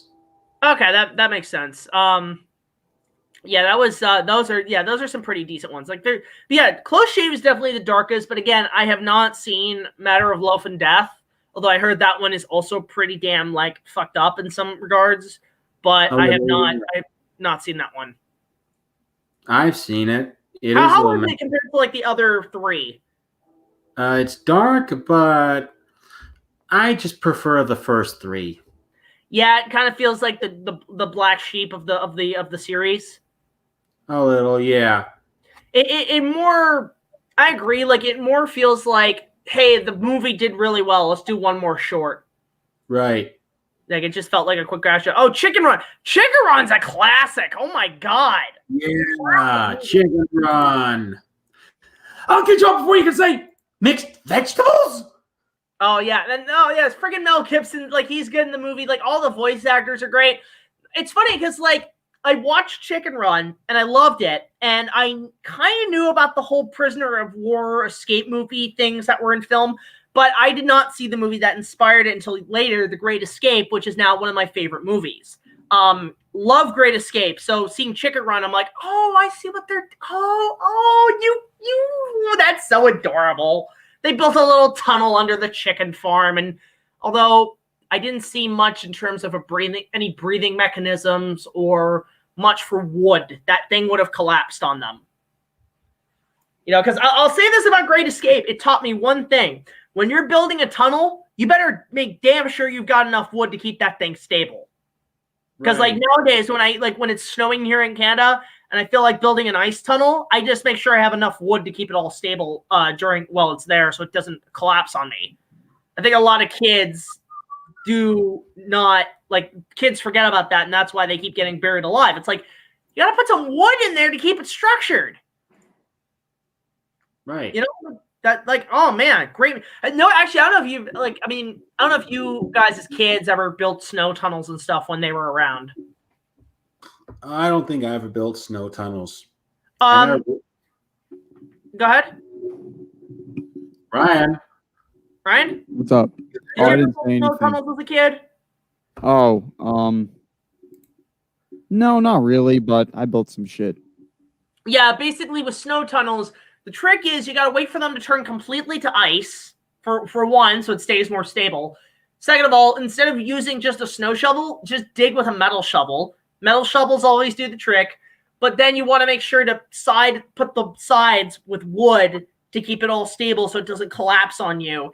And one thing actually that I used to do is because our neighborhood used to have a ton of snow, and we'd always have the snowplowers come in. I would actually get the snowplowers to pile up snow so I could build my tunnels.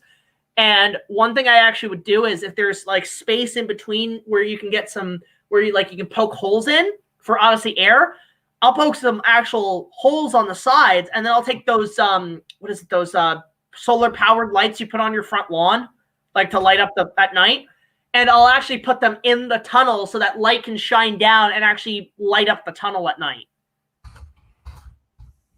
I'm surprised not many kids know how to do that, but it's like, yeah, I mean, I did that, and then a bunch of other kids started doing that. I'm like, oh wow. Hey Jack, I have to dip. All right, you gotta take off. Okay, Ryan, do you want to just send? You want to do it? Kind of just plug your shit before you go. Yeah. There is something that I'm working on. It's a little thing that it's gonna be like 9 minutes long or something. It's not like exactly like your little video essay thing, but it's sort of similar. Let's just say that. Okay, so I'll definitely check that out. Yeah, because mine I just did out of pure boredom, because it was just kind of like I had to, because literally the day we did all that with the trailer, I had only lacked about 4 hours of sleep. So by the time I posted my video, did the live stream, after that, I literally passed out for like 18 hours. And I just had to catch up with sleep. So I woke up the next day and I was like, okay, I'm just going to write some shit down. So I've had time to process it. So now here's my essential thoughts of what's happening. Yeah, well, mine, it'll probably be out this weekend. So look out for that. All right, well, you guys go subscribe to Ryan of Kaiju Network. Great talent, really on cue on breaking news on anything Kaiju related, giant monster related, and the Monsterverse. So go check out his channel. Yes, please. All of us need for the stream. Yeah, so we'll definitely do that. We're still on, Hewy. We're still going to chat and everything afterwards. But yeah, thanks for coming in, Ryan. See you. All right, see ya. But and actually, one other person I want to shout out, aside from Hewy. Hewy's great. Definitely subscribe to him, support his Patreon, do all that jazz. I also want to give a big shout out to LUNACHI Bunny. She is a huge supporter of our channel. She is actually going to start getting back into YouTube soon. She's actually going to be writing reviews, so she's going to be doing reviews on her channel. Please go subscribe to her. I will leave a link down below. Any support on her for her is very much appreciated. So, let's read some comments while we're waiting for Matt to show up, hopefully. It was hilarious. Yeah, it was just literally, my reaction to that trailer was that Darth Vader meme going, "Let's go." That's all it is. Why are you crying? There's no crying in baseball. I will leave that as a Hewy question because I am not a brony. Hewy, thoughts on the series finale of Friendship is Magic? Honestly, yeah, I never caught on. I mean, I know you're a fan. I know there's fans, and I get it. And I'll say this: I watched one episode out of curiosity. I can kind of see why people like it, but I was just looking at it like this is not something I like up my alley at all. But I see why people like it. So I don't have any grudges. I don't have any like misjudgments about it. I just think, it's not my thing. But like, look, Brett, I felt the finale could have. Forgive me for sounding like one of those fans who say, oh, I could have done it better. Hire me to write. Well, hate selling it, but honestly, I think it could have been done better, in my opinion. I just not a fan of everything, including the whole twist with Discord. But I don't want to spoil it for any of those. The villain's name is Discord? Yes, and he's voiced by, he was a villain in Season 2, but Season 3 got reformed, but he was still kind of a dick. Is that where the name of the website came from? Probably not the character, but the word Discord's been around for hundreds of years. It's like another word for chaos. Really? I never knew that. I never knew that. And he's voiced by John Delancey, by the way. All right. I know, it's funny. I know Kelly. Go ahead. Go ahead. Oh, you were gonna say something? I'm just saying is I just wasn't a fan of the twist with Discord in the series finale, and I didn't like that Twilight Sparkle took over being ruler of Equestria from Luna and Celestia, because I felt like they didn't earn their retirement.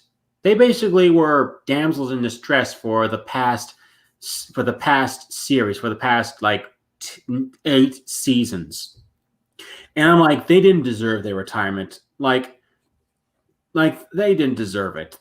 And I just felt like, I'm sorry for sounding one of the ones trying to say could have done better. Honestly, I really could have done it better. And I just felt Discord, like, I'm just saying, if the twist of Discord, he went unpunished. I felt he deserved to be punished. Yeah, I mean, again, as somebody who didn't watch the show, I can see why. I mean, for people, I want to bring this up. For people who are saying I could have done it better, well, in the words of the great Lloyd Kaufman, direct your own damn movie. That's what I always tell people about people who say, oh, I could have done this better or this better. It's like, make your own movie. Don't rely on, because look, the people who tried to crowdfund a new Last Jedi movie or whatever, and I say what you will about Disney Star Wars, but you pretty much gave Disney a free frickin' check. Instead of pocketing that and making your own. I don't get that. That's what I did with Kong. I mean, yeah, I like the Jackson movie, but I really wanted to see the 96 draft, so I said, screw it, I'll make my own. Sometimes you gotta do that. You can't just rely on somebody else, like Hollywood, the professionals, to do it for you. So that's what I tell people. So all the fan animation that people have done and all that, I support that, because that stuff is like, the fact that they're able to put it on par, it's pretty damn impressive. Now I heard, doesn't Kelly Sheridan and Julian Michaels or whatever, don't they voice some people on MLP?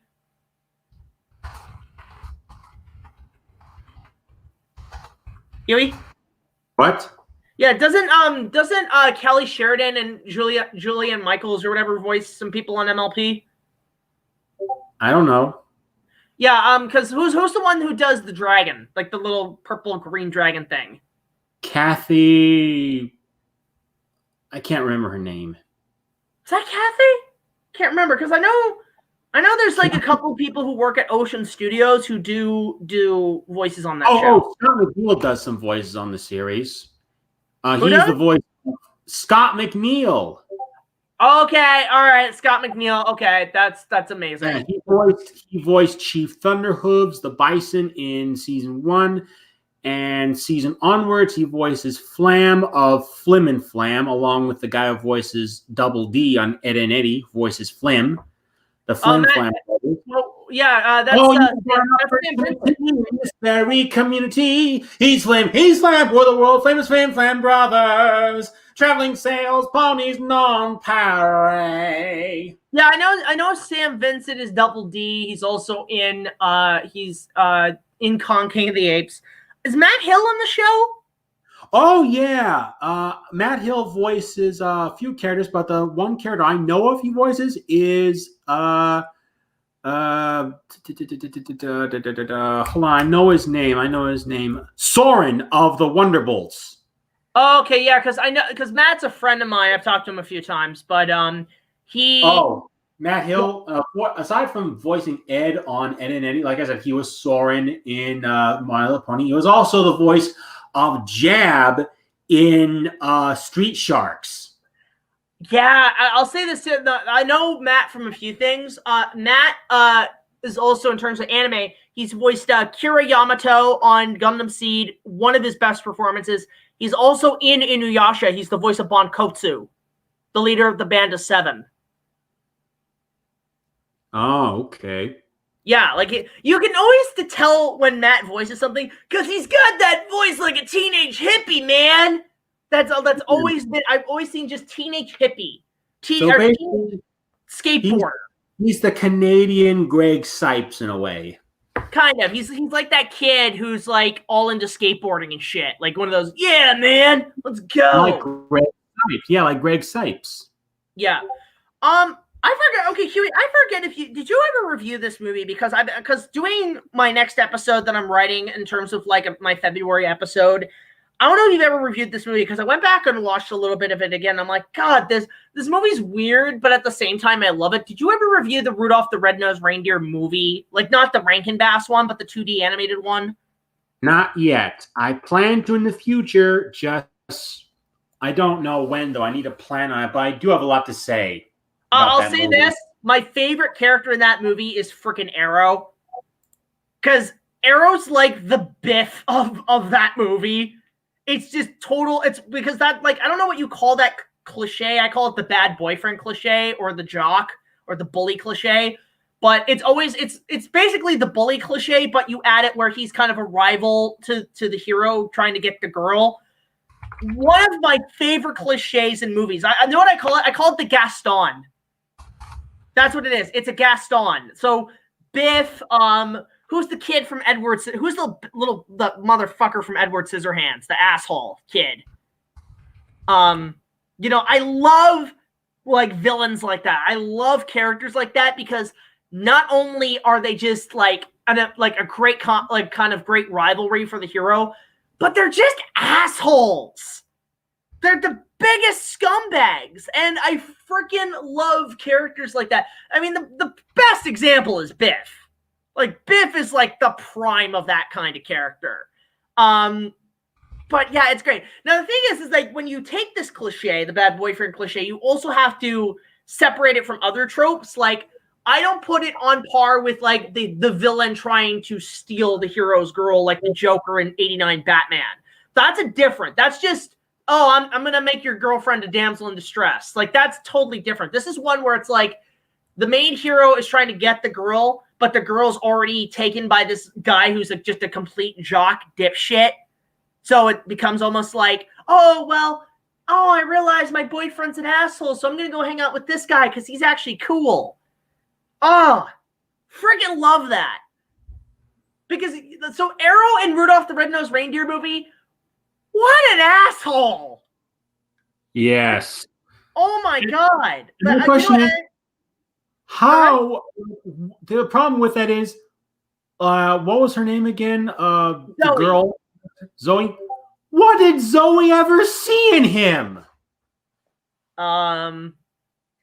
Big deer dick. Oh, dude, don't put that in. Okay, no, I won't go there. I won't go there. But I don't know. Maybe he was just, you know what? It's the jock. It's the whole, he's puffing up his chest. He's a big, strong guy, you know? That whole trope. You know? It's like, ooh, pecs equals attractiveness. It's like, no, he's a dipshit. You know? Oh my God. Like, but yeah, I did not know what Zoe saw in that guy. And my guess, and my personal opinion, because it's kind of hinted at in the movie, because I think, isn't there something where like Rudolph's dad and one of the other reindeer who's Arrow's dad are like really like bros? Kind of. Yeah, I mean, Rudolph's dad in the movie is Blitzen, voiced by Gary Chalk. Oh shit, that's Optimus Prime. Primal. Damn. Primal. Well, he was also Optimus Prime at one point, but yeah. But honestly, when it comes to Optimus Primal, Gary Chalk is king. Optimus Prime, that's definitely Peter Cullen. Yes. Oh man, I've met Peter Cullen, nicest guy in the world. If you ever get a chance, please meet him. He's amazing. What's it is that they never had Peter or Gary ever work together on something. I mean, when in that one CGI Transformers series, they got Peter Cullen back to voice Optimus Prime. He was going to meet Optimus Prime. I was like, oh my God, this is going to be something else. They fucked it up. Excuse my language. I never use the F word on my show. But I'm saying, I thought, oh my God, Optimus Prime's going to meet Optimus Prime. This is a big event. Yay. Imagine my disappointment when Optimus Prime was voiced by Ron Perlman. Oh. I love Ron Perlman, but what the heck, man? Yeah, that's that sucks. Let's see here. Yeah, the bad boyfriends in Edward Scissorhands, Jim. Oh my God, I love Jim in Edward Scissorhands. He's a dick, like the biggest jerk imaginable. I love Jim. Like, no, but it almost like, you know what it is with Jim? Compared to others, he is like the ultimate cartoon bully, because this guy goes from like a 5 douchebag to a 10. Like this guy, the guy pulls out a gun and tries to shoot Edward. Okay, where'd he get the gun? That's what I want to know. Where'd he get the gun? Like, goddamn.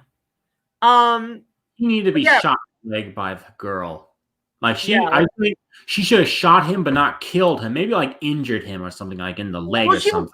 She was gonna try to stab him with one of the abandoned scissor hand things. I mean, technically, he did try to kill him, and then he like pimp slapped her. Oh God. And then he got stabbed, which I'll be honest, like, look, I love how his demise and his comeuppance, he gets stabbed. Like, he's the only one Edward actually kills, like, deservingly so. But at the same time, that stab felt really lame. I think it's because the sound it didn't sound like somebody getting gashed. It just sounded like, that it? You know, I mean, give me a special edition sound cut and I'll make that sound better. But yeah, I'll say this. Edward Scissorhands is probably Tim Burton's magnum opus. Like, that is the best movie he ever made. Because, I mean, yeah, like, I've seen, I mean, even Batman, the Batman movies he did, even after that, like, even those, I love those Batman movies, but Edward's the best thing he did. Bar none, hands down.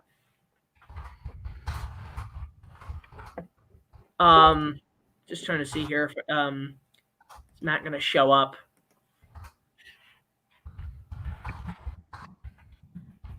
Yeah, if you ever cover that, let me know, because I can put. I don't know if I'll be on it, but like I'll definitely put my 2 cents in if you want to put that in the script.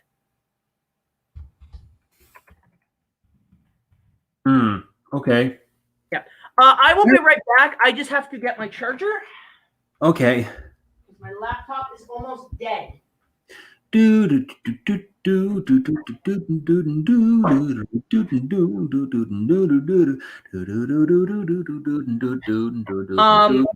yeah, so like that, there's yeah, so that definitely at some point, if you do cover that, let me know, because I have some things to say about Arrow. So I just get such joy out of watching his character, because he's just the biggest douche.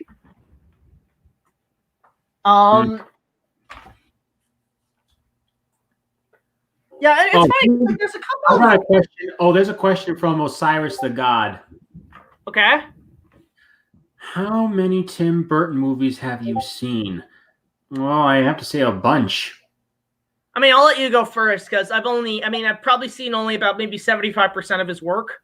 Let's see. In order, I've seen Pee-wee's Big Adventure, Beetlejuice, Batman, Batman Returns, Mars Attacks, Big Fish, Sleepy Hollow, Alice in Wonderland, Sweeney Todd, Ed Wood. I have that on Blu-ray. Big Eyes. That's really all I can name. Oh, Frankenweenie. Yeah, I saw Frankenweenie. Corpse Bride. These are movies he's directed, I'm naming, by the way, and that's really all I can think of right now. For me, it's, I mean, the ones I have seen Batman, Batman Returns, Edward Scissorhands, Frankenweenie, Nightmare Before Christmas, Corpse Bride, Ed Wood, which I saw recently and I love the hell out of it. Charlie and the Chocolate Factory. I've seen Alice in Wonderland. That's about it. Because the thing is, like, if we're gonna count other things, I've seen James and the Giant Peach, which he did produce, or help contribute to. But in terms of like I've never seen Pee-wee's Big Adventure, even though I know it's his first movie. I know I should. It's just I never grew up with Pee-wee Herman, so I don't know if the movie would be something I could kind of understand how the world works in that regard. But I do want to. I've seen Pee-wee before Pee-wee's Big Adventure. I grew up with Pee-wee's Playhouse. Yeah, I'm the opposite. I haven't seen any Pee-wee, so I feel like if I watched the movie, I would be totally lost. You know, my brother was a big jerk to me when I was a kid. Whenever I'd watch shows like Pee-wee's Playhouse or Alf or The Muppet Show, he'd say, "Those shows are for kids. You shouldn't be watching them." Yeah, like that was me with Sailor Moon. Like, yeah, I had to be a closet fan for years because people would be like, "Why are you watching a girl show?"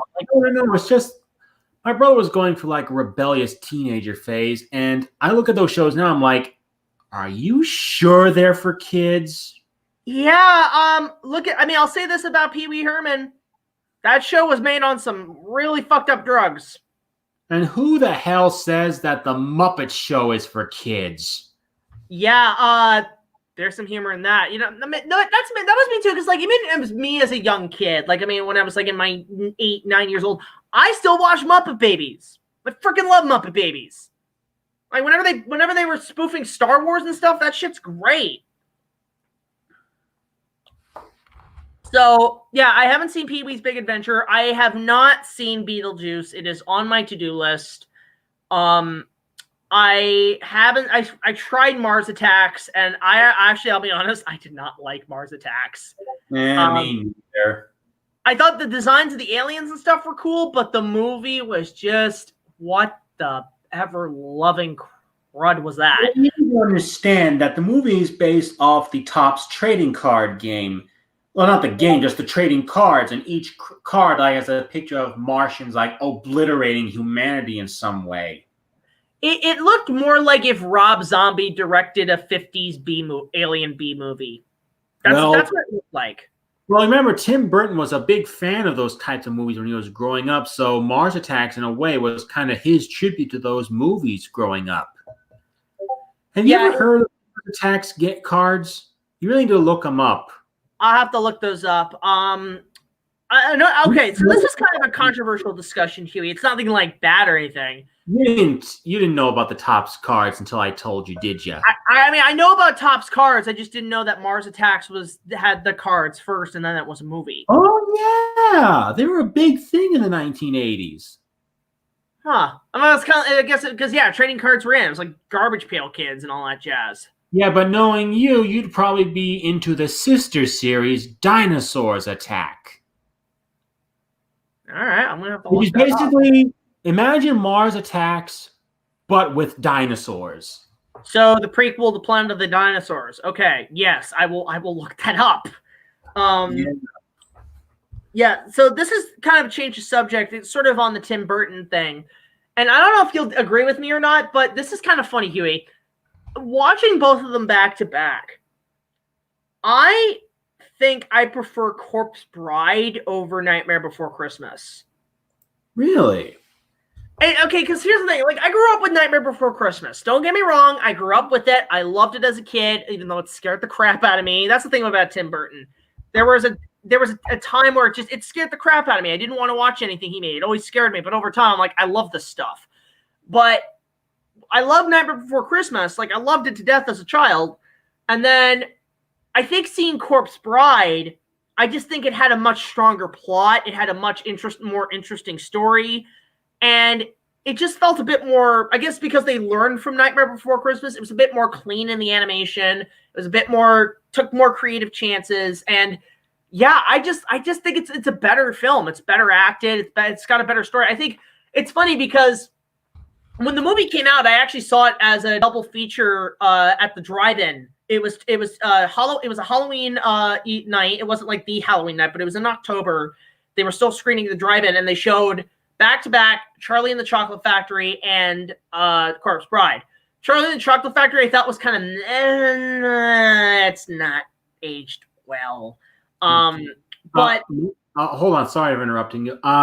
Monstrosities 88. No. The game was called. The cards were called Dinosaurs Attack, not Planet of the Dinosaurs. Dinosaurs Attack. You're probably thinking of something else. Yeah. So then I saw Corpse Bride, which was the second feature, and I was like, first of all, I was blown away by the animation was gorgeous. But on top of that, it's just, you know what it was? I'll say this about the music's great. I think it's actually the songs and stuff are better than Nightmare. Although I love the Nightmare soundtrack, I like Corpse Bride a little bit better. But what's really funny is I'll say this: when the first few scenes with Lord Barkus, I literally pulled an NC where I'm like, Gee, I wonder who the villain is. I wonder who the killer is. Out of all the people in this room, I assume it could be anybody. That's the only thing I'll say is that they set up this murder mystery, which for a kid is really interesting. Like, that's one thing I liked it over Nightmare. It has a really great mystery behind it, like who killed this woman. So, you know, I'm always a fan of, like, you know, murder mysteries, but when they show immediately who, like, when you show the villain of your movie, you're like, oh, I wonder who the killer is. And then you're like, oh, it's so predictable now. But even then, even with that, like, completely predictable who the killer is, you're still wondering how he did it in a way. Like, you see, like, the process, you're like, oh, shit. Honestly, I'll take predictable villains over twist villains because Disney's been doing them a lot recently, and it's getting very tiresome. Stop doing that. You know where this started, I think? It wasn't even when the 3D animation started. It started with Tarzan. No. That or Atlantis, I think. No, dude. No. No. It started with Toy Story 2. Really? Yeah, think about it. Did you really think that Stinky Pete was going to be the villain? And then you had Toy Story 4. Like, think about it. Pixar's villains are almost all of Pixar's villains are twist villains.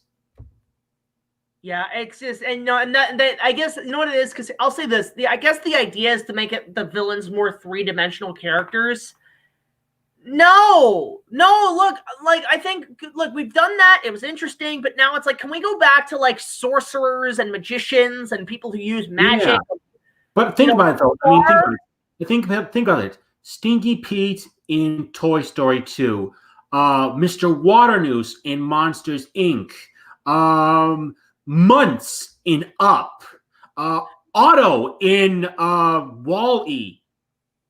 I'll say this, like, I mean, those are a bit more predictable, knowing that they are the villains. Like, Mr. Waternoose, like, was the only one that actually did catch me off guard because you expected, Randall, kind of already set up, but it turns out he's just more of the henchman. I'm like, okay, you know what? I do like that. That's a good, I'll let that pass. But things like, oh man, like the guy from Up, that was like, stupid. Yeah, but like I said, then when John Lasseter started doing the mainstream Disney animated films, you can kind of see when they started doing the twist villain thing. I mean, I think it all started, Disney-wise, with Wreck-It Ralph. And honestly, I didn't see that. I mean, I kind of knew that King Kenny was the villain, but I did not see the twist of him being Turbo. But then, you know, they started doing it with Frozen and then Zootopia. And I thought, okay, I'm starting to see a pattern here. You know, that's the thing. Go ahead. What happened to the grandiose, obvious villains of the past? Now you're having twist villains. So, like, when Zootopia came out, I was like, okay, who's gonna be the villain here? It's like, I was like, okay, it's either gonna be the mayor, it's gonna be Bellwether. I even thought Gazelle was gonna be the villain. Yeah, and I'll say this. Like, I mean, even then, I'll say this. Even when villains are meant to be these all-powerful, I'm gonna conquer everything. Lately, I'll say this. Lately, villains have been downgrading their positions of power. Like, a prime example. I talked about this with a friend of mine today. The first the Recess movie, which is a wonderful film. Like, I love the Recess movie. Like, you've seen that. You won, obviously, right? Yes, I have. The Recess movie. Okay, so here's your villain's plan. You have Death Star tech, essentially. Death Star-like technology. You want to basically destroy the entire planet's ecosystem into a giant icicle, i.e., you're basically Mr. Freeze from Batman and Robin. Right? And your main goal, I mean, obviously you want the test scores and all that shit, and I get that. But, okay, well, first of all, you're destroying the entire Earth's ecosystem, humans, everything. So even if you succeed, you've killed us all. But your real goal is to be President of the United States of America. Now, before I continue, have you ever seen, there was that movie that came out recently, that disaster movie with Gerard Butler that had to deal with the satellites controlling the weather and it's hijacked by terrorists? Oh, what movie was that? But you know what I'm talking about. Same plot. Same plot. Giant Death Star technology to destroy the Earth's ecosystem for a position of power. And what's the power in that movie? It's actually even more of a downgrade. The guy wants to be vice president. Okay, first of all, not only is this plan completely ludicrous, the fact that, oh, I'm just going to basically destroy all of the planet and, you know, everybody's going to die, fuck it, which makes no goddamn sense when you're trying to, like, do things for test scores and presidency. But you have Death Star technology. There's a different, and you want to be president? There's something a little bit higher ranking in that. You might want to aim for that. It's called Take Over the World. You know, like, why president of one country? The world. Oh, and I think we have, we might have somebody coming in here, and it says device not connected. Son of a gun. Let me check that on him. The guy who wanted to freeze the world just to stop summer vacation. Yeah. You know what? When I was younger, I even thought that was stupid. It's like, imagine like he would freeze the world. He'd succeed in freezing the world, and he's like, summer vacation's gone forever. Now what are you gonna do? And then he pauses and goes, snow day, school's canceled. It's like, Christmas every day. Whoa! It's Timmy Turner's wish in the Christmas special. You pretty much put Santa fully in business. Yeah, it's so freaking stupid. But no, and that's the thing. All for a small position of power. Dude, you take over the world, of course. And I want to point this out. We have another guest coming in. And this is the first time for our Big Jack Films live stream. And Hewy, I think you guys would really like this guy's cool. Please help welcome me. That. What? I'll be the judge of that. This is Brock of Indi Fan of Fandemic. Welcome, Brock. How are you, man? It could be better. Guys, go subscribe to Indi Fan. Fandemic is the show's name. Great guy. Very, unfortunately, I would say this, very underrated. I think he needs more views. He's got some great stuff coming in. He does mostly fan films and stuff. But yeah, Brock, Hewy, Brock, you guys, same kind of you guys do a lot of movie reviews. So, hey, Hewy, big fan. Hi, thank you. Yeah, Brock is cool, Hewy. I'd recommend checking out some of his stuff. I've helped him out on a few things. But how you doing? Be better. Well, hey, you know, the Godzilla vs. Kong trailer. What did you think of that trailer, man? I thought it was cool. It looks cool. But yeah, how you do? It's been a little rough. I mean, what projects you got going on and everything, man? Well, I do have a copyright strike on my channel, mostly due to a meme video I did, but it will expire until February 19th. I have a lot of projects planned, so, you know, and I got, I guess you can say my studio got a bit of an upgrade. Oh, yeah, you got a new green screen. So awesome. That was a good, where'd you get that, by the way? Got a Christmas Day. I didn't expect such a thing to happen. Oh, damn. A little late Christmas gift there, isn't it? Yeah. Yeah, I feel like Muppet Classic Theater. Hold up. Christmas is in December. Yep. This is the middle of summer. He's early! Also, we have another guest coming in. Hewy, your buddy's here. Coming all the way from Monstrosities. Welcome Matt into the chat. How you doing, man? All the way from Monstrosities, which is like a click away. If you have a by the way, Matt, this is Brock, Indi Fan, Brock, Matt. Brock, what's up, man? What's up? Brock is a very underrated online film critic. He does mostly fan films. Oh, that's cool. Yeah. Link to your channel in the private chat.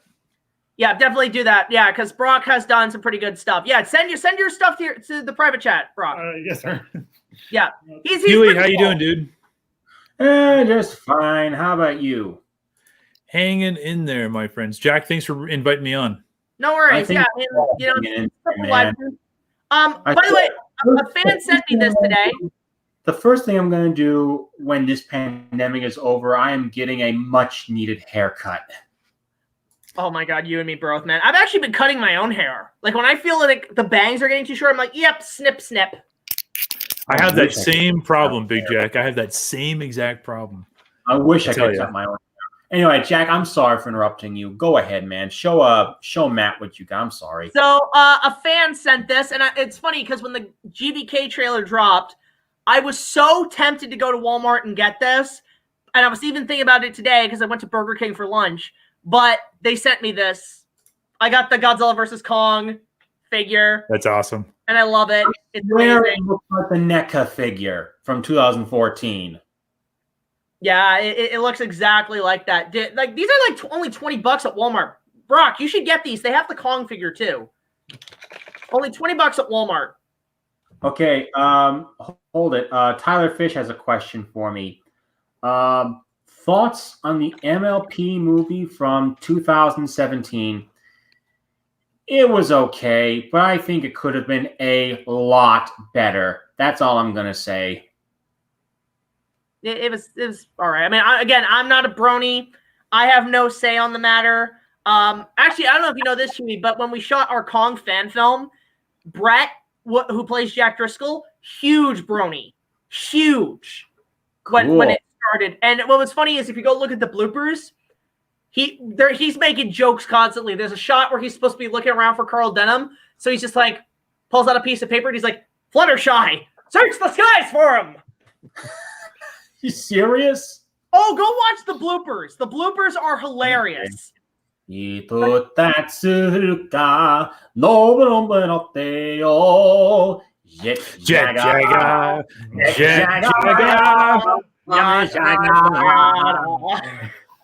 freaking love that song, along with Mirabi's prayer from Godzilla vs. Mechagodzilla. Why, if they sing that in the movie? Oh my God! Sing what in the movie? Song? The Jet Jaguar theme. Why would they sing that? He's not going to be in the movie. You have a better chance of that appearing in Singular Point. You know what? I want to hear the Kong chant from the original King Kong vs. Godzilla. Yeah! Get some Fukube, more Fukube, please. That and also some Steiner. You know, I'm going to say this, but when I was a little kid and I listened to that chant all the time, I used to think they were singing about peanut butter. Peanut butter, da da do do saku nina. Peanut butter, da da do no saku nina. That is okay. You know what? I can kind of hear that now. God damn it! that's like me with the song Moscow. I just came up with my own lyrics because I don't know what the hell they're saying. Oh, so, you mean the Genghis Khan song from the 70s? Yeah. Wait, that song is about Genghis Khan? No. The group is called Genghis Khan. It's just spelled in a different way, but it's pronounced Genghis Khan. Yeah, it's probably the only German disco song I've ever heard in my life. I just remember the memes from the YTMND days. Dude, I'm sorry. I freaking love that song now. YTMND was a website. It was pre-YouTube.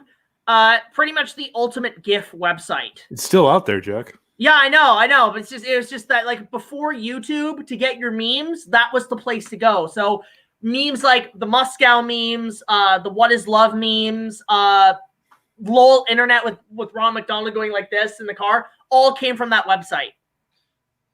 They were like the first meme generators. So yeah, Genghis Khan was a good meme. Do you know what also was a good meme? I'm not sure. Yes.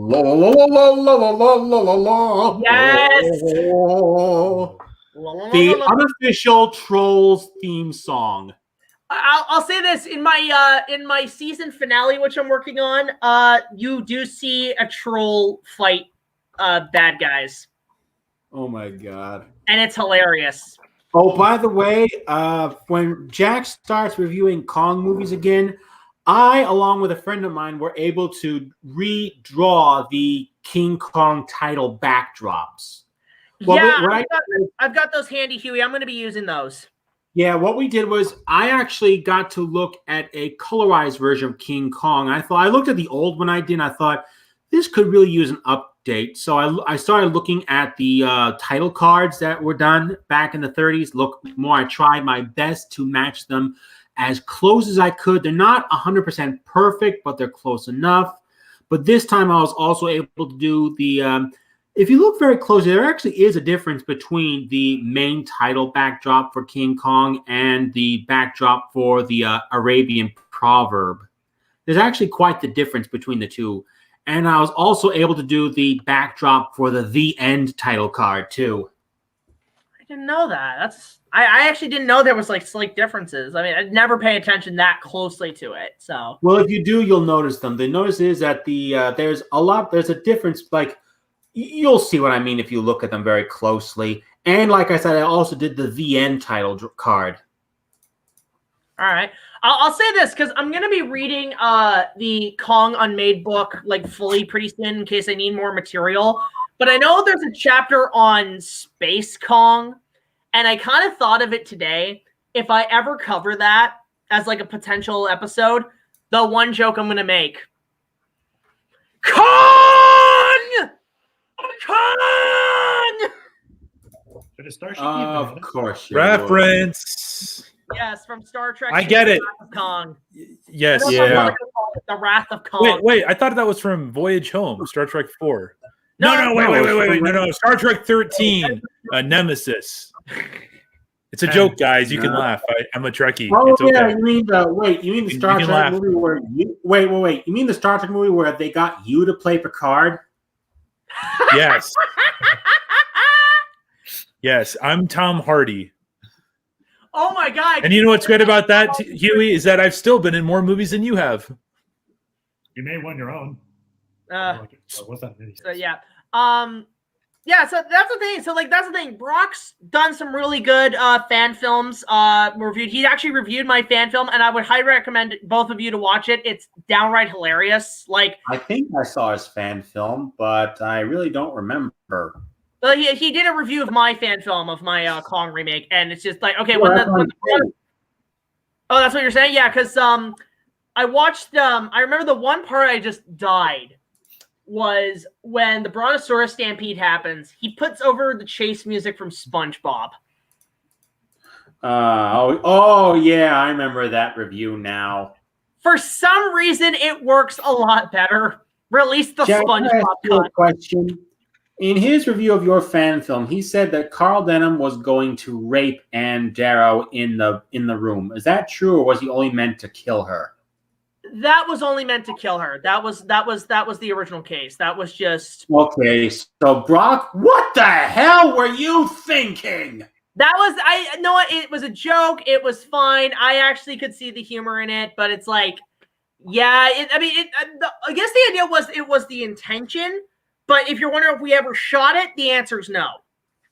It was meant, yeah, that's what it was the intention of the character. I just told Jake, go cuckoo crazy bad guy. Go like Alan Rickman, Robin Hood, Prince of Thieves.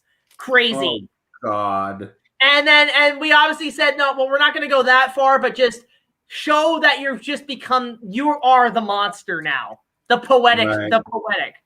So whenever I do my King Kong project, I'm going to restore Carl Denham as the honorable character he was in the original movie. Yes, and you can have me play him, Huey. I'll be honored to do that.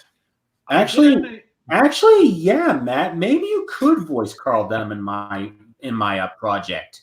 It technically is animated. Here.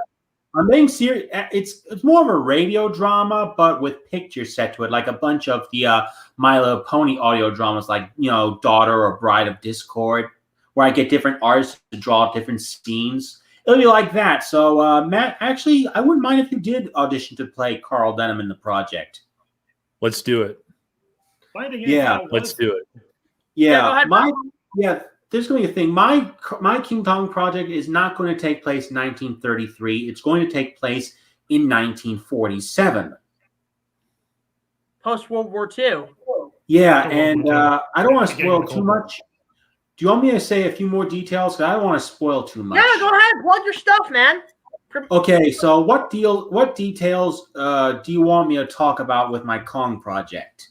I guess just more of like what we can expect for the stuff on Skull Island. Well, the natives are going to be a lot more reasonable this time around, though there is going to be a villain among the natives. Imagine like a Skull Island version of Jekyll Khan from Road to El Dorado. All right. Ooh, does this mean there's going to be a Chell in the movie? Chell, no Chell. Sadly, no Chell. But like I said, there's going to be this crazy shaman who crazy worships Kong, and he's going to like even go against the wishes of his chief to try and sacrifice Anne. And okay, here's how I'm going to say it.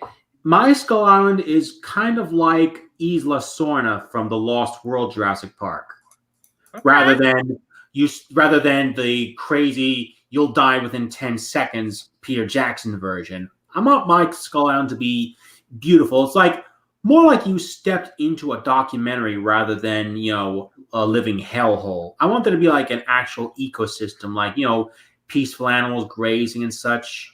So when can we actually expect to see this project? I'm still writing the script dialogue-wise. When that's done, I'll hold auditions. Then once all the recording is done, I'll hire artists to do all the different scenes. And then we're in business.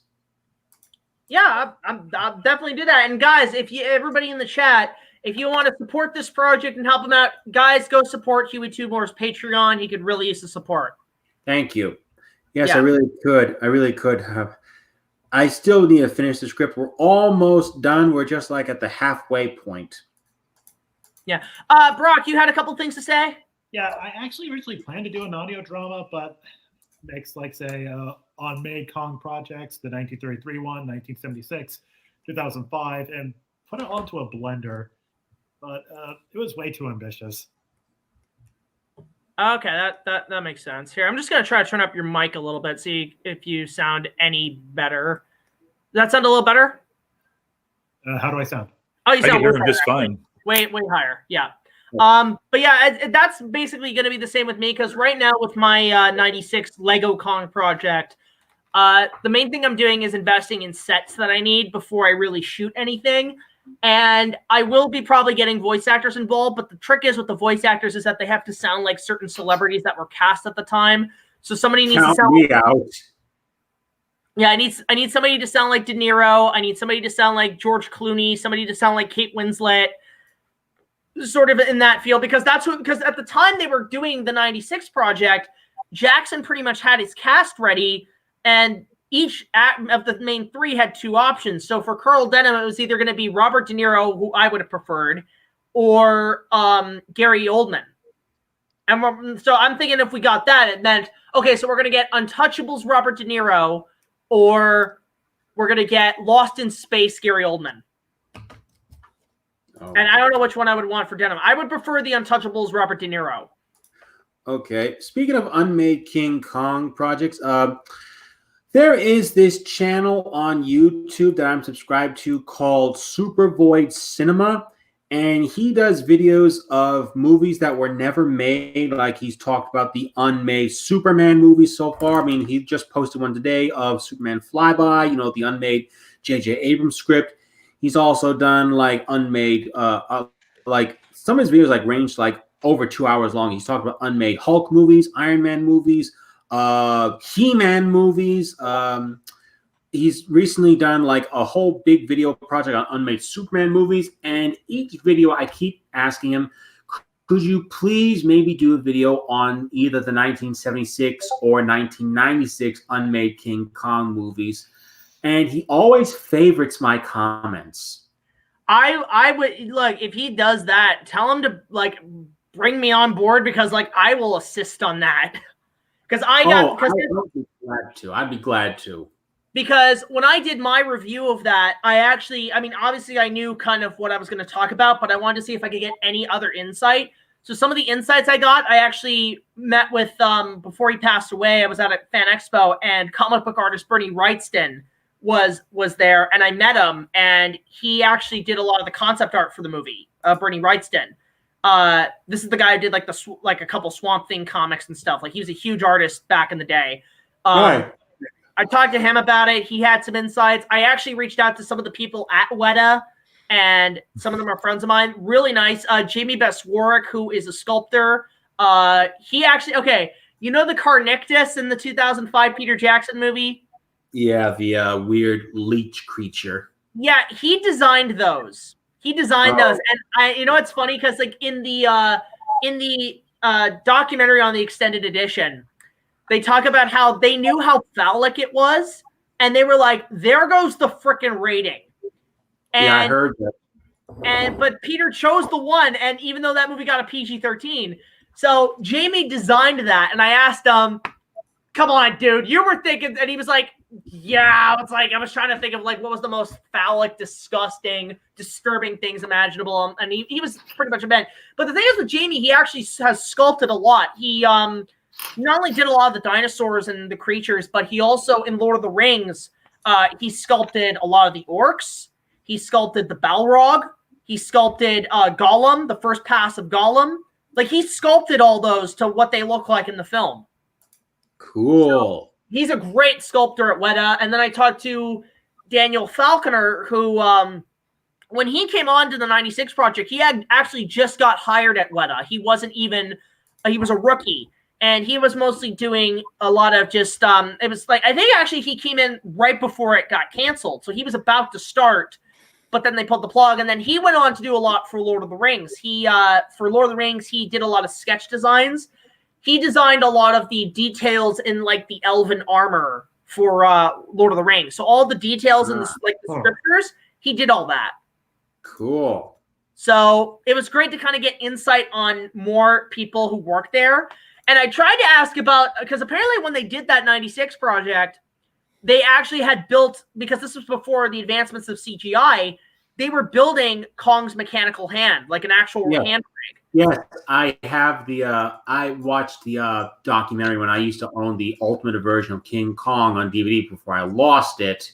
I would actually, I would say, Hewy, I'd recommend getting the Ultimate Edition Blu-ray because it has. I have it already. I have it already. Sweet. That is one of the best Blu-rays out there. Yes, yes, I agree. But the one thing is, they got rid of the song during the end credits. They got rid of the end credits where you got to hear Jack Black sing about King Kong. Did they really? Yep. Oh. They got rid of it. Kong in the jungle he lives, da da da, King Kong. It's funny because you can find that song briefly on the. There's a panel at Comic-Con they did when the extended edition was coming out, and they actually did that on stage at Hall H at Comic-Con 2006. But yeah, it's funny because you look at all the features. Jack Black was coming up with songs left and right for that movie. Anyway, I will say I think Peter Jackson's take on Skull Island is interesting, but if I were to remake King Kong, I wouldn't do it the way he did. To me, I just imagine Skull Island being like Jurassic Park or The Lost World, where it's an actual ecosystem, you know, like where dinosaurs can roam free and such. And I don't want the names to be too crazy. I actually want them to be like an actual people. I don't, like I said, I don't want to go overboard like Jackson did. Yeah, that's the one. I mean, here's the thing. I love the movie. It's a wonderful tribute. It's a wonderful expansion on the original film, but a little too much. It's a little almost like 90s Psycho remake too much. No, that's not what I mean. I'm just in like terms of design wise is what I'm saying. I mean, think about it. I mean, we have velociraptors that look like pit bulls, tyrannosaurs that look like giant overgrown alligators. Everything on that island wants to kill you. I think it was more like one, they evolved, but it was also the fact that Jackson just wanted to go with like the throwback dinosaurs. So I know. It's just that I'm saying with my King Kong remake, I want the dinosaurs to be as scientifically accurate as possible, but with some differences to tell you that they've evolved over the past 65 million years, just not as crazy as Jackson did. It'll be dated by the time it comes out, Huey. The science is always changing on those, as you're. I know. But I have great skeletal references for when I designed the dinosaurs, especially by Scott Hartman. He does amazing dinosaur skeletal pictures. Great skeletal references will be what exactly sets yours apart from the rest of the blockbusters out there. Right. And like I said, Scott Harmon is one of the best out there when it comes to skeletal references, and he updates his references like almost every few years. So, yeah, like I say, if you want to like as dinosaurs accurate as possible, Scott Harmon is one of the best you can look at. He's been a big influence on the way I redesigned the dinosaurs for my Kong project. And Tom Hardy's going to play Carl Denham, right? Oh, you're going to play Carl Denham. Well, I'm Tom Hardy. So that's true. Okay. Yes. Yeah. Right. Okay. Yeah, I just wanted to make sure that was established. Brock, you want to say your piece? Funny thing is, the 2005 Kong remake surprisingly has a ton of world building when you have, like, say, one of the books. I have one of them. Yeah, do you have the World of Kong book? Oh my God, I can't find that book. It's like out of print and it's super expensive. I can't find it. One moment, just so I can rub it in your face. Oh. My man, that's awesome. That book is actually really hard to find now. Oh, it totally is. And now to rub in your face. Nice. Oh. You lucky SOB. That thing can go up to like $150. Damn. It's a beautiful book. Is there like both a hardcover and a paperback? Or is that just a hardcover? Only hardcover as far as I know.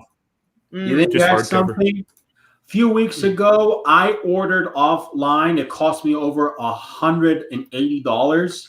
I ordered a Noble Collection replica of the Jumanji board game as used in the movie. Ooh! If there was anybody to get $180 replica of that, Hewy, it would be you. I believe that. That's awesome. Yeah. It's not made of wood, it's made of plastic, but it looks just like the board game that was used in the movie. Although there are some differences, like I think the Adventures Beware and A Game for the Seek to Find parts are switched around, but there are videos online to show you how you can fix it up. You know, like even add magnets if you wanted to. So like you can put like magnets on the bottom of your game pieces and below the board game. So when you put the game pieces on, they'll magnetize to the starting spaces. Actually, speaking of fixing things up, well, first of all, I would want to bring that up, Huey, is that actually recent versions of the actual board game you can get at toy stores, they've actually are now the wooden panels and try to be a bit more accurate. So you can actually get those now. I actually have that, but it's still basically the 90s board game, but with an opening gimmick. Yeah. But in terms of replacement stuff, I don't know if you guys have seen this YouTube channel. It's been blowing up lately of this guy who has been doing a lot of restorations to old toys. This guy did a restoration of the original Kenner X-Wing toy and the Falcon. Restoration? You're the only person I know of that pronounced it restoration. He's Canadian, Huey. He's Canadian. What do you expect? Well, he's not Dave Thomas or Rick Moranis. Yeah, so it's a restoration of that of those toys, and I just saw his whole, like, these things go for about 10-15 minutes, but there's no music or anything. It's just pure audio of it. It's almost like ASMR. But what's really crazy is that you just get to see the process of this guy fixing up these toys and making them look as good as new, and you're like, oh my God. Like, he took so like the Falcon was completely water damaged. Like, this is an original 1978 Kenner Falcon. And what he did was he stripped out all the decals. He took the whole thing apart. And for all the white pieces, he just dunked them in some sort of like peroxide or something, made them go back to how they originally were. And then he would clean out the bronze on the battery packs. Like, he would clean those out with, like, polish them. And it's just fascinating to see how much these things were damaged and how much he's able to fix them up. I would recommend this channel. I can't remember the name of it, but if you just look up 1978 Kenner Falcon restoration, you're going to be like blown away. Like, this guy's he's been going places. He also did an RC 1989 Batmobile, and that thing was like damaged beyond belief. It's Kenner. It's fun. Like, you can tell it's Mattel. It's swell. Like, have you guys seen like those old like 1940s toy gun commercials? Like, oh my God. You should. Have you ever watched the documentary series "The Toys That Made Us" on Netflix? The first episode was about the Kenner Star Wars toy line. My buddy was in that. Not that episode, but one of the episodes. Which one? Which It's one? Power Ranger one. Oh, the Power Rangers one, I felt talked too much about the creation of the TV series rather than the toys. They didn't. Did they That's even? cool. I was bother just to saying bring- I had a buddy who worked on it. So. Did they even bother to bring up Super Sentai? Yeah. They did, but that's all they did. Practically, it was practically almost all about Super Sentai, and they barely ever talked about the toys. That would defeat the purpose of the show. Yeah. That's the thing. So it's like I love the there's some series about the toys that we all know. Lots of creation that bouts for generation that we still cannot let go. I see how this game works. So we give Hewy either a commercial jingle from like the 80s or a theme song from a sitcom or something, and then he'll sing it. Yes, okay. I will. Huey. Okay, hold on. Let's try this. Hold on. I got one. Okay, go for it. The theme from MASH. Do do do do do do do ba da da da da. You gotta sing the lyrics too. You can't I don't know hum the it. lyrics. I don't know the lyrics. Suicide is painless. Come on. I don't know the lyrics. You just lost at your own game, Huey. Damn it. It's not good. I'll say this in terms of restorations. By the way, I have to get a new one because this one just died on me. I need a new NES. My NES is dead. I've tried cleaning it. I've tried everything. It just doesn't work anymore. So I'm just gonna try to get a new one at some point. I used to have an NES before, but I think I lost them over the years. That sucks. I have to get a new NES, and I do have to get a new PS2 because there's a couple of games on the PS2 I want to play. Mostly because I've just been in such a huge Inuyasha kick. I have Inuyasha Feudal I Combat. have a PlayStation 2. What? I have a PlayStation 2, but I haven't hooked it up yet. Well, it's funny that like a lot of my friends had PS2s, and I was the one who grew up with the original Xbox. Because I know a lot of people when the original Xbox came out, it was like, oh, nobody played it because it was too bulky. I get that. But the reason I played the original Xbox, and that's why I stuck with it, was because my dad actually helped launch that console back 20 years ago. Because my dad did a lot of shows in the 80s and worked with a lot of people in the business. So the original Xbox I own is one of the first ones like released ever. You're pulling our leg. It's not like it's pretty much the same as a normal Xbox. It's just it still works, it still functions, but this was one of the first Xboxes released that he got, and it was a freebie when it came out. Oh, wow. So, and what was great about it is that it actually came with a bunch of because what happened was because he helped launch the system, the games I got were in a bundle and they were all on like bootleg CDs. Oh, cool. Actually, I'll pull them out. And that was the only problem because they were almost like prototype versions of the games. They were very glitchy, so they weren't finished. But because they were like pretty much taken as like part of like, people who worked on the console. But let me just see if they're in here. I think they're in this case. Yeah, so I have Mad Dash, Dark Summit, Dead or Alive, Halo, and they're all on these. So like this was the first time I played Halo was on this. Like this is how the bootleg versions looked of these games. They basically look like this, the CDs. Huh. So I played Halo for the first time on these kind of CDs. Cool. And so the Shrek came with that. Shrek was awful. Ugh. But Jack, Shrek is love. Shrek is life. Oh, shut up. You know what, that reminds me, did you know that Nintendo Switch is actually re-releasing some old 16-bit games? Really? Not online, but actually in like handheld format, like physical format. Really? Like I was at Walmart yesterday and they were selling both Aladdin and the Lion King 16-bit in one package. And it cost I want to say, okay, Huey, I want to counter that. I just want to say I was really excited for that because Aladdin on Super Nintendo, which I have. Oh, where the bloody hell is it? You have a huge ass. Wow, what a beautiful observation that was. No, hold on. I'm not gonna let that slide. Hold on, Huey, hold on. What exactly did you mean by that, Huey? Are you telling him that like you like his huge ass? Is it an insult? His ass was taking up the screen. I know, but is that a compliment or are you No, insulting the man? It's a joke. It's a joke. An observation. Yeah. Anyway, Look, like I I'll was saying- say this. I will come clean and say this. But Indy my- fan just gonna my read his book. He's not ex-girlfriend- gonna. I'll say this. My ex-girlfriend always said my butt was cute. So I'll just put that right off the Anyway, bat. back to the Super Nintendo. Anyway. Huey, you're the one who said it. You can't sit here and be like, oh, this is just a gross conversation. You're the one who brought it up, dude. Dude, Nobody else was saying anything. Can we please get back to the game? Super Nintendo. Okay. This is my favorite game of all time. This is the greatest game ever made of all time. I'm reviewing this year, but I'll say this. I was really looking forward to Nintendo Switch releasing it. But guess what, Huey? It's not What? that game. What? It's the Genesis version. Wait. What? I'm not kidding.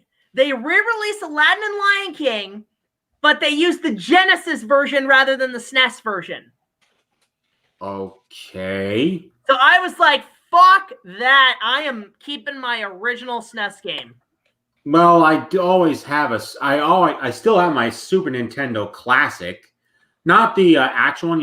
The mini consoles.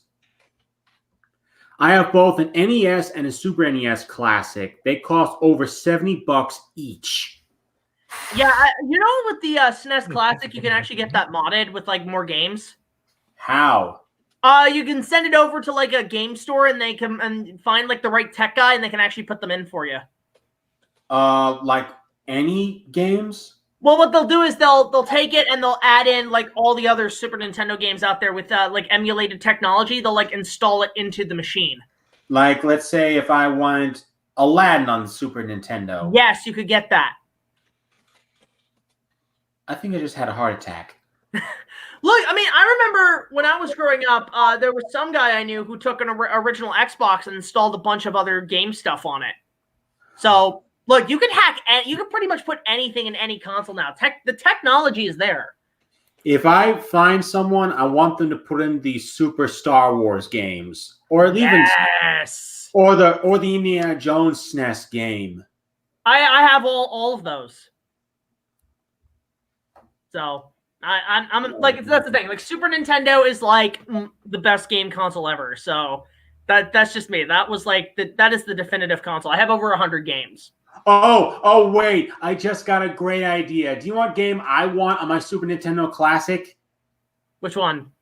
Kaiju Daikasen. Yes! I want to play that so goddamn bad. Like, Yeah, I have my SNES modded with... I want to find someone who's put like translation text for it. I think there's a couple... Like, if you go to retro GameStops, you could probably find... like reproduction cartridges, because I've seen a lot of those for Japanese imports. Like, I saw somebody took a SNES cartridge and put Super Back to the Future 2 on it, and I'm like, I kind of want that. Oh God! I Yeah, gotta like, find someone like that here. Go to retro game shops. You'd be surprised. You can find like reproduction cartridges of games. Like, they're all over the place.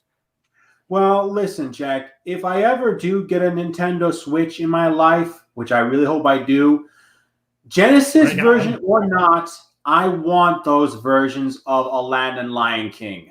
I heard they're pretty solid. It's just I can't get it because they lied to me about the Aladdin game. I'm like, yeah, you chose the Genesis version. I'm sorry. A lot of people like the Genesis version because it's got a sword. Fuck that. It's always going to be SNES for me. The SNES version Hey, I want the Triple Mario game consoles. You know, both 64, Sunshine, and Galaxy. Yeah, there's a lot out there. Anyway, game. So we talked about games. We talked about kaiju. Yeah. What else is there? What else is there to discuss? You're a huge ass. No, you know what? In the words of Tom Servo, more gray asses. God damn it! Good use of MST3K. Oh my god, that's hilarious. So yeah, it's just. Son, I'll need a can of Play-Doh to replace my butt. It looks like a can of Play-Doh. Oh my god. Gumby Robot Rumpus on MST3K. Yeah. Big Jack Films live stream, everybody. Live stream. It's all about Jack's ass. Yay. Hi, I'm Big Jack Films. Welcome to Jack's ass. Oh God, what have I done? That's what the rest of us are wondering, Hewy. It's like, Jesus, we've created a monster. My ass is growing like the end of Akira. Oh Jesus! It's like, Canada, help me! Okay, I think it's time to swerve in a different direction here. Yes. Okay, so I want to know from Matt and Brock's perspective, the announced King Kong anime on Netflix. Brock, you can go first. I didn't know there was a thing until Oh now. yeah, the MonsterVerse announced they're going to be doing a King Kong anime series on Netflix as part of the MonsterVerse. Oh, fuck yes. Yep, it's good. Matt. Not quite as excited as Brock over here. I think it's going to be pretty cool. I mean, I hope that they do it maybe in the style of like a Castlevania or what was it? Whatever that Greek mythology one that just came out. Blood Yeah, of Zeus. the Castlevania style would be Blood of pretty cool. Zeus. I Yeah, am not a fan of Blood of Zeus. They took too many. It has potential, you know. Obviously, I think Jack, I popped in here earlier where you're like, you know, unless we start seeing like screenshots or a trailer or something, it's really kind of hard to be able to be like, oh my God, yes. But at the very same, it's also further proof that the MonsterVerse is continuing in some way, shape, or form post GBK. I feel like because, you know what it was? I think Warner Brothers with GVK, I think because Godzilla King of the Monsters, like it did well, but not enough for Warner Brothers to be like, we want to continue it. So I'm guessing they just had no faith in GVK, but then when that trailer dropped and people went crazy for it, they're like, go, go, go, go, go, more. I mean, we can speculate all we want. I mean, who really knows? I mean, the fact of the matter is that, you know, there's a lot riding on GVK, obviously, but I mean, there's been rumors of a MonsterVerse set TV series for a little while. No idea if that's what the animated series was or is. But you know, I think that some parties involved are very much interested in keeping it going. It's just a matter of it doesn't make economic sense to. Knowing the two leads of the movies probably going to make $1 billion. Oh my God. It's going to make $1 billion? It's just a matter also of the fact that and Godzilla, dude. People have been wanting to see this. Dude, well, hold on. Don't talk to me like I'm an idiot, man. Go look at the box offices for Godzilla, period. It's never reached that amount. You're talking like Star Wars type business, and GVK has never done that kind, or Godzilla in general has never done that kind of business. I can kind of defend where it could reach that finally, only because one, it's the fight everybody's been wanting for 60 goddamn years, but it's also just a matter of audiences are starved for content right now because Hollywood's a little bit dry because of what's going on. And, you know, superhero movies are kind of, one, either there's not many coming out right now, but it's also just a matter, I think people are just goddamn sick of it. They're just really sick of it. And like people have always said that the superhero movies will eventually go out the way of the Western, where they're not going to be as common at some point. You know, they're going to kind of die out because there were just so goddamn many of them. It's oversaturated. So I think it's also not just people are starved for content. They're also just more, they want something new and something fun and something not so political and dark and serious. That this just looks like a fun time at the movies. And we had that with Star Wars Force Awakens, but then Kennedy got her hands on the later two sequels. I mean, I'll bring this up that, like, yeah, I mean, despite what you say about the trilogy, rarely has there been many movies that qualify as quote unquote fun, like fun times. Force Awakens, I'll say Avengers 1 and Avengers 4 I'll consider as like fun, damn good fun movies. Force Awakens, the first Jurassic World, but there's just been recently a very big period of time that there's been a lot of franchises that have been too dark, too realistic, too much on political messages, and it just got really bad, and people were getting sick of it. Now here we are. Now we're seeing a movie that's just saying, "Look, we have a crazy ass premise. Let's just have fun." I blame the guy who was in the Oval Office for the past 4 years. Yep. Oh boy.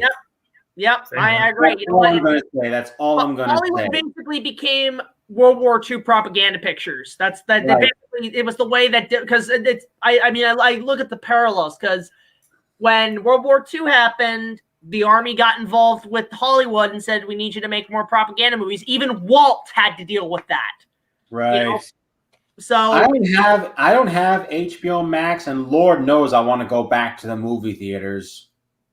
I'm probably going to invest in an HBO Max when Godzilla vs. Kong comes out. And yes, Brock, I know I will try to watch Babylon 5. I will try. It's a good show. I know it is. You have told me numerous times that Babylon 5 is a good show. I don't know. I mean, have you guys watched Babylon 5? Deep Space Nine right here. Voyager. I am a Next Gen or Earth Final Conflict. Wait, you all don't know what Earth Final Conflict is? Or you guys? Yes, I know what Earth Final Conflict is, but all you guys fail because you didn't say BSG from 2003 to 2009. Come on. Yes. Well, the reason Earth Final Battlestar Conflict is one, my uncles worked on that show. 2, it was shot in Toronto. 3, I may have visited the set as a child of Earth Final Conflict. So everybody, hold on, Brock. Since you have your camera on, you got to look shocked that Jack has a personal connection to this thing. So, Jack has a personal connection to a thing that is his favorite. No. Well, I remember because my uncle had taken me to the set of it, and it was in one of the sound stages, and it was an alien planet, which was kind of cool. And the best way I can describe the alien planet that they were shooting that day, think of. You know in Honey, I Shrunk the Kids, when the kid's in the bowl of cereal? Oh, God. Right? Now, imagine those giant cereal grains, but instead of just Cheerios, it's Fruit Loops. So it's like the color of like neon Fruit Loops, but like each one of those craters has like a trampoline in it. Huh. It was kind of weird. It was like the weirdest alien trampoline laser tag set I've ever been on. But yeah, it was like my uncle had worked on it, and I actually have the script to the final episode that was given to me as a gift after they wrapped up. So I have the final script autographed, and yeah, I mean, I'm not that big into Star Trek, but I did enjoy Earth Final Conflict. My uncle has some connections to the movie industry. Really? Yeah, my uncle Christopher Doherty. He worked on a few movies. He wrote a movie called Baghdad Cafe. He also worked on the first English draft of The Neverending Story. Oh, damn. The first English draft. Anyway, so when they dubbed it. Right. He also, not only dubbed it, like when they were just dubbing the script into English, like so they could film it. You know, there's actually 2 cuts of that movie. I know. Anyway, he was also in a rap video as a cop. He's still in the movie industry. I mean, hold on. Just be right back a minute. Hold on. Brock, now it's going to be your turn after Hewy to tell us your connections to the movie industries. Last time I saw my uncle, he was in a video chat with one Alfonso Arau talking about a future film project they're going to do together. All right. You don't know who Alfonso Arau is? I don't. Okay. How many of you have seen The Three Amigos? Steve Martin. Heard Yes. of it, but I've never seen it, to quote my favorite kaiju professor. Okay. How about Romancing the Stone? I've seen that. It was okay. Seriously? That was Michael Douglas, right? No, he was the bad guy in those movies. I was gonna say, it's no falling down. Anyway, in Three Amigos, he played the infamous El Guapo, the main villain of that movie. Infamous. You were getting on Jack's case for how he says respiration. No, it's infamous, not infamous. There's a joke in the movie where they confuse infamous with thinking they misspoke it as. I was just making sure that we have a level playing field because you were making fun of Jack earlier. As infamous. Anyway, El Guapo was the main bad guy in the movie. And when I met him over the video chat, I said, oh my God, I can't believe I'm standing here talking to the infamous El Guapo. And Alfonso just started laughing. I was like, he was just so honored that I remembered him from that. And I was able to get a autographed framed picture of him. All right. Brock, you're up. Connected to the film industry. I won't reveal much, but I am friends with the nephew of the mind behind Game of Thrones. The what of Game of Thrones? The mind. Oh, okay.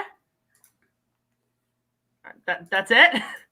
Yes, but I'm not going to reveal anything. I'm not going to reveal anything personal. That works. Matt. Okay, so what do we do? I got a friend who intimately worked on some of the Millennium Godzilla films and is best friends with Shusuke Kaneko, the director of the Gamera trilogy and also the director of Death Note. I have. Don't forget GMK. He also directed Godzilla Mothra King Ghidorah. Oh yes, how could I forget that, Hewy? It's not like I have a thing dedicated on the subject. Hewy, I bet you cannot go 30 seconds without interrupting me. I bet you. Does anybody have a timer? Does anybody? Okay. Oh, hold up. Okay. Timer. Hang on. Hold on. All right. Okay. Ready? Hang on. Let me 30. Anyways, that's all I got. Hewy didn't say anything during that time, so there you go. There's other stuff, but we can go ahead and move on in the conversation. I'll go. And where do I begin? You already went. We all started this because of you. But I didn't answer my part. Oh boy. Okay. So where do I begin? So first of all, if you guys have seen my videos and you know my Back to the Future 3 posters signed by Christopher Lloyd, that is because my uncle had worked on a movie with him and Bob Gale and Michael J. Fox, and it wasn't Back to the Future; it was some other movie. But my uncle had been friends with Christopher Lloyd on set, and they would go back to their trailer, smoke cigars. And my uncle told Lloyd about me, and Lloyd was like he knew I was a huge Back to the Future fan and everything. So he said, "Get me some posters." So he had that signed personally for me. My mom was kind enough to actually at one point meet up with or somebody in my family, I can't remember, meet up with John Hurt, and actually got a personal signed autograph thing from John Hurt, which is hanging on my wall.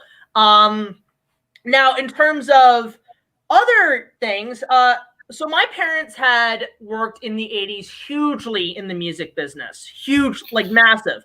To name what my dad helped work on, like he actually helped produce, launch, and everything. Pink Floyd's The Wall tour. He helped make that happen. He launched the album to Dirty Dancing. He worked and with other celebrities, Paul McCartney, Bryan Adams. He worked with Foo Fighters. He worked with a lot of people. In fact, the reason my parents met was through Ringo Starr of the Beatles, right? Because of Ringo. I freaking love Ringo. Now, here's what's even more crazy. So my dad is friends with a guy named Coleman, whose brother was Rob Coleman, who was the animation director on the Star Wars prequels. So if you're wondering why I have photos on my Facebook, you can find them of me visiting Lucasfilm, pre-Disney buying Lucasfilm, was because of those connections. Cool. Then, this is a fun story. So back in 1990, this is before I was born, my mom was, about ready to have my sister, because my older sister came first. At the time, she was a secretary assistant to a person who would come into music tours in Toronto, one David Bowie. Now, my mom had worked with Bowie whenever he came to Toronto. Bowie took a very interesting liking to her, to my mother. And no, hold up. It's not going where you think it's going.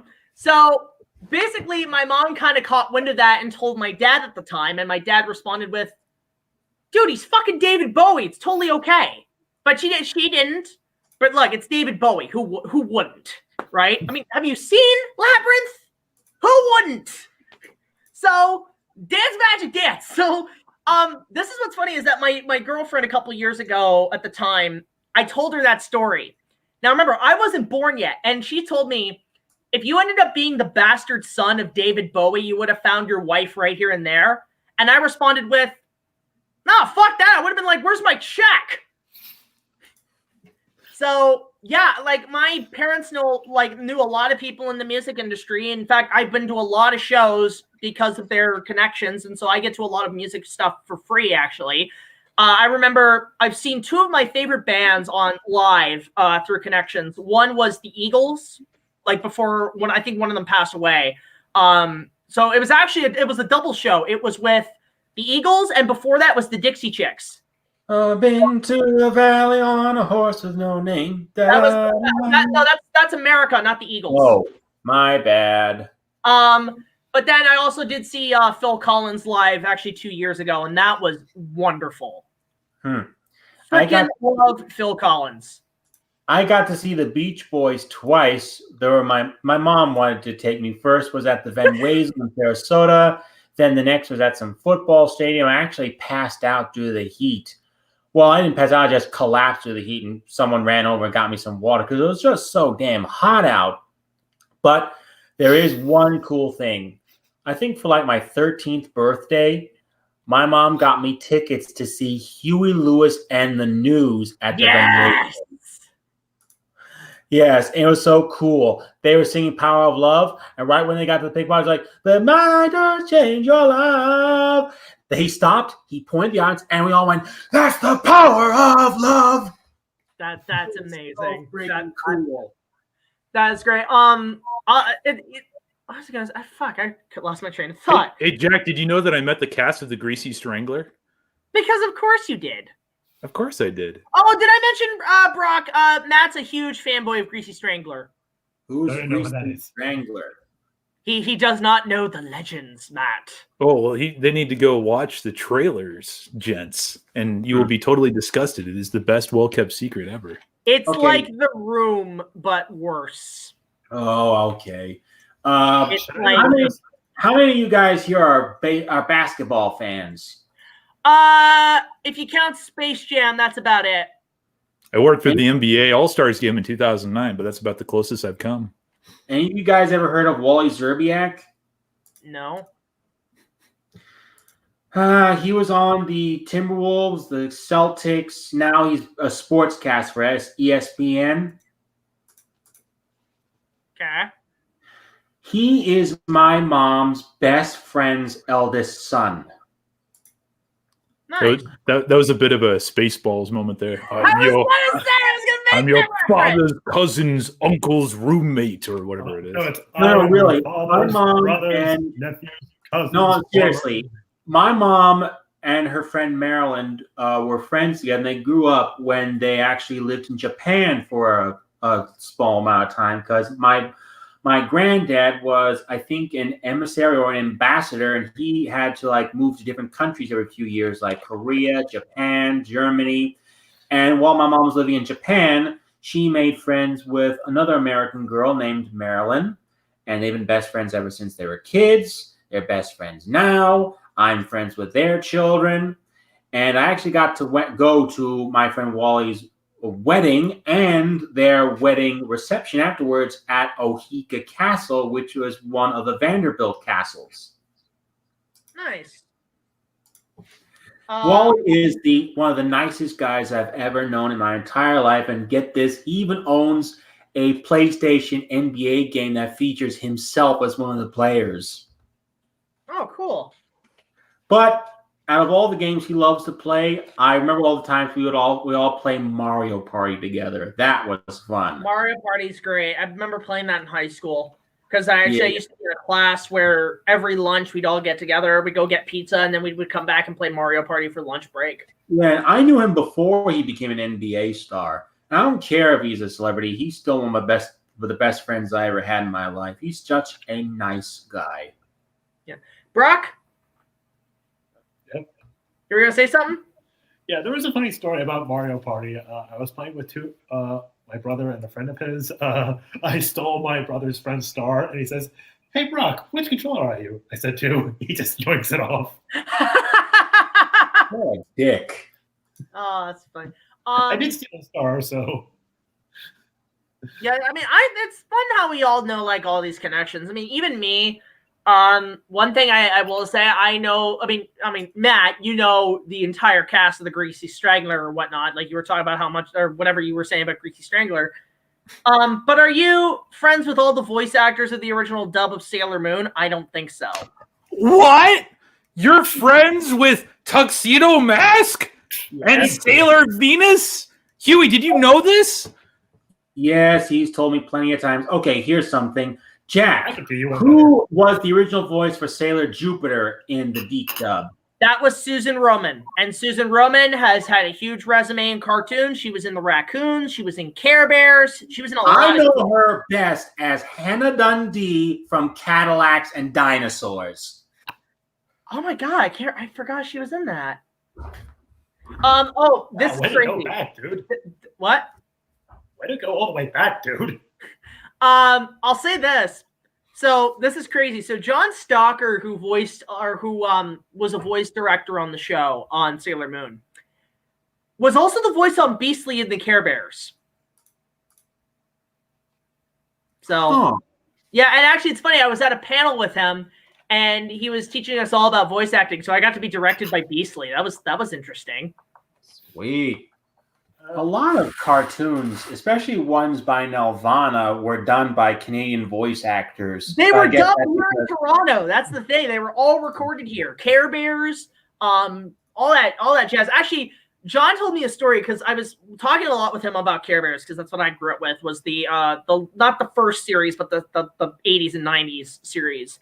And I asked him about what happened to the voice of Braveheart Lion, and he saybody knows. No, like that's just the name of like a spoof poster. Where is Braveheart? What happened to Braveheart Lion? Like, what happened to that guy? So, can I ask you a question, Jack? I know I'm supposed to be the animation expert here, but since you're a lot of friends with voice actors up there in Canada, I need to ask a question. Why is the mascot for Nelvana a polar bear? I could not answer that for the life of me. All I'll say is Canada. We've got polar bears up north. I will say, I'm asking all this because just recently I started watching the old like 1980s Droids cartoon that was produced by Nelvana. I could not answer that for the life of me. I have no idea. Because I can actually recognize a few voice actors in that cartoon series. Like, I know Cree Summer played a few voices, as well as the Ewoks, and we know Anthony Daniels played 3PO. But hold on, let me just find it here. There was also Don Franks, who voiced Boba Fett. He also played that also in the Star Wars Holiday Special. Oh yeah, Nelvana animated the animated segment for the Faithful Wookiee for the Star Wars Holiday Special. So there you go. You're welcome, Star Wars fans. We're responsible for the only good damn thing to come out of that special. Right. There was also Winston Reckert, Peter McNeil, Tabora Johnson, John Stalker, who I know. A buddy of mine. He's really cool. John Stalker, he was the voice of the main bad guy in Rock and Rule. Okay, that makes sense. Am I right? I believe so. Yeah. I didn't watch a lot of 80s cartoons. It was more 90s. Like that was my field. There's also Dan Hennessy. And here's a big one. Long John Baldry was a few voices in the Droids cartoon as well. Long John Baldry? That's a real person? Yes. If you don't know who he is, if you're a fan of Reboot, he was the voice of the Crimson Binome Captain Capacitor. If you're a Sonic fan, he was the original Dr. Robotnik. Penis! Look, every time somebody brings up that cartoon, Huey, I just have to instantly say that. Thank you, YouTube poops.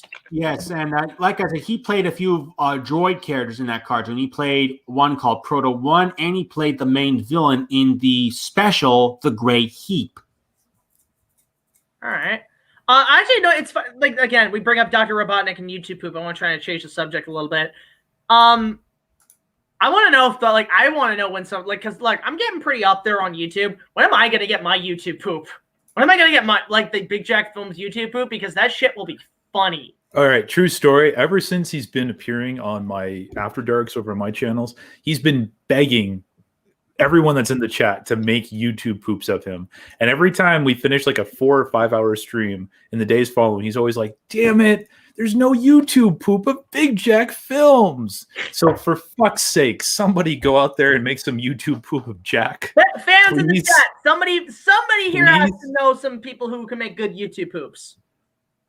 Somebody has to use that comment that Huey made earlier and put something together with that. I mean, that's gold right there. Okay, that would be perfect. Sorry to interrupt, but no, you're not. You always do it anyways. Sorry. Every time I talk.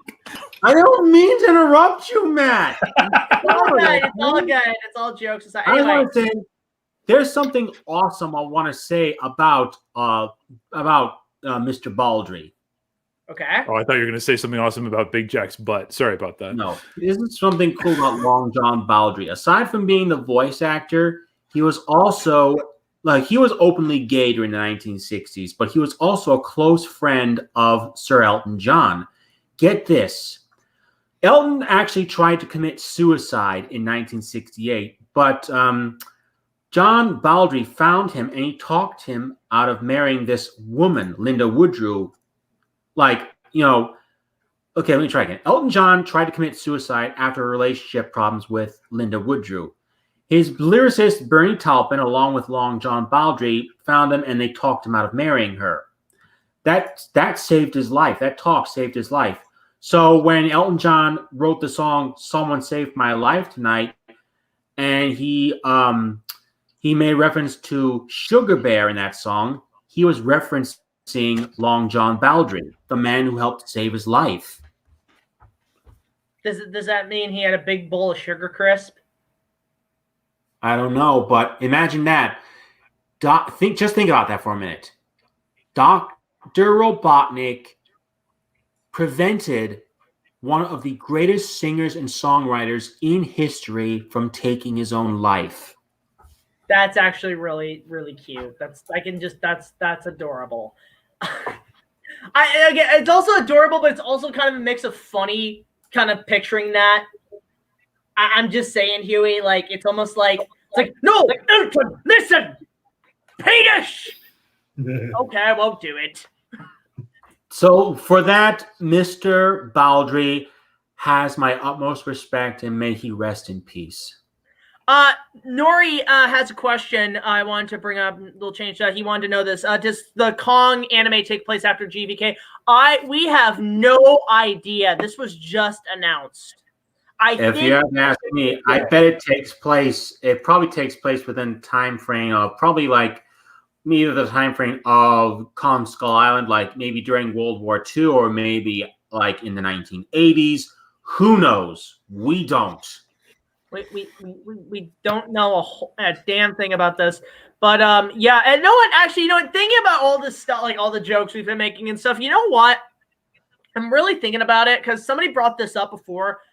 I might, given the Monstrosities version of it, I might open a Discord at some point,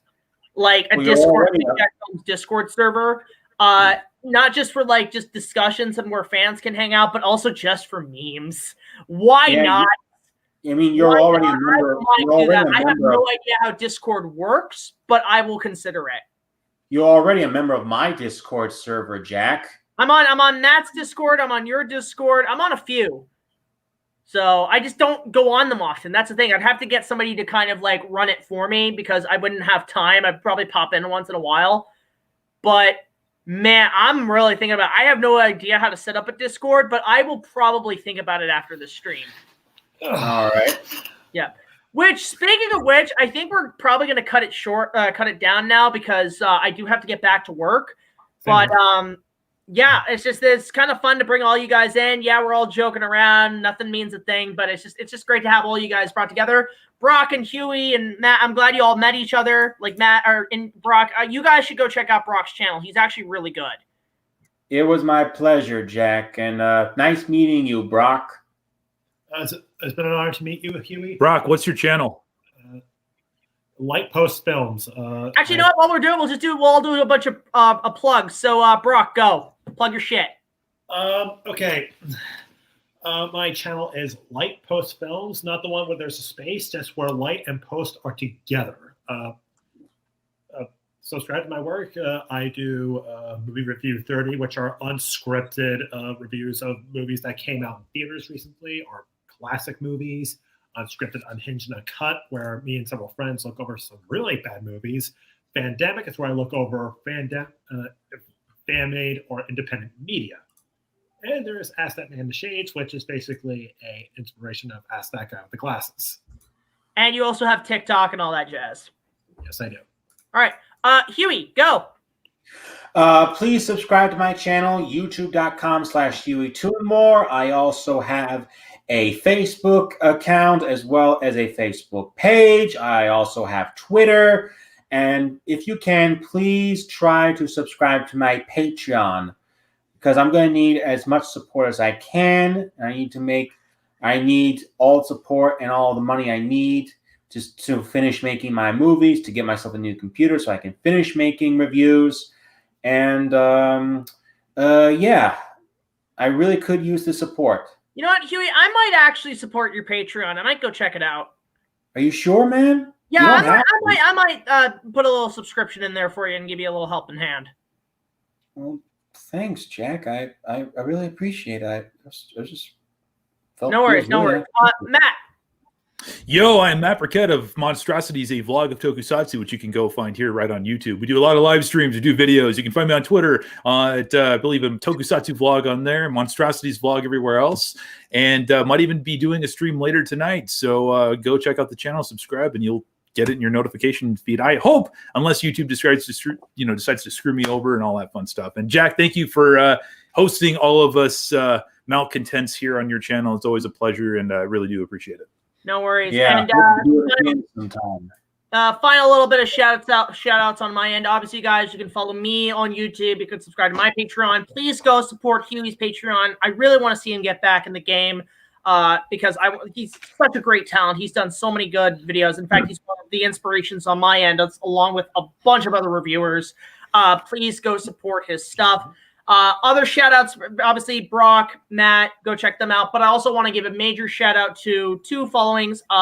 One being BATTYALANA. One of our fans asked about the actress who voices 18. She's known as BATTYALANA on Instagram. She is a wonderful cosplayer, a wonderful actress. Please go check out her stuff. And also a huge shout out to LUNACHI BUNNIE, a huge supporter of our channel. She's going to be starting to get back into YouTube again. She's actually going to start doing reviews, one of which being a review of the anime Haikuki, which is a very underrated anime. She's going to start on that soon, as well as a few other things I'm going to collaborate on with her. So please go check out her channel. All the links are in the description down below. So, of course, guys, if you have any other questions and comments, let us know in the comments section.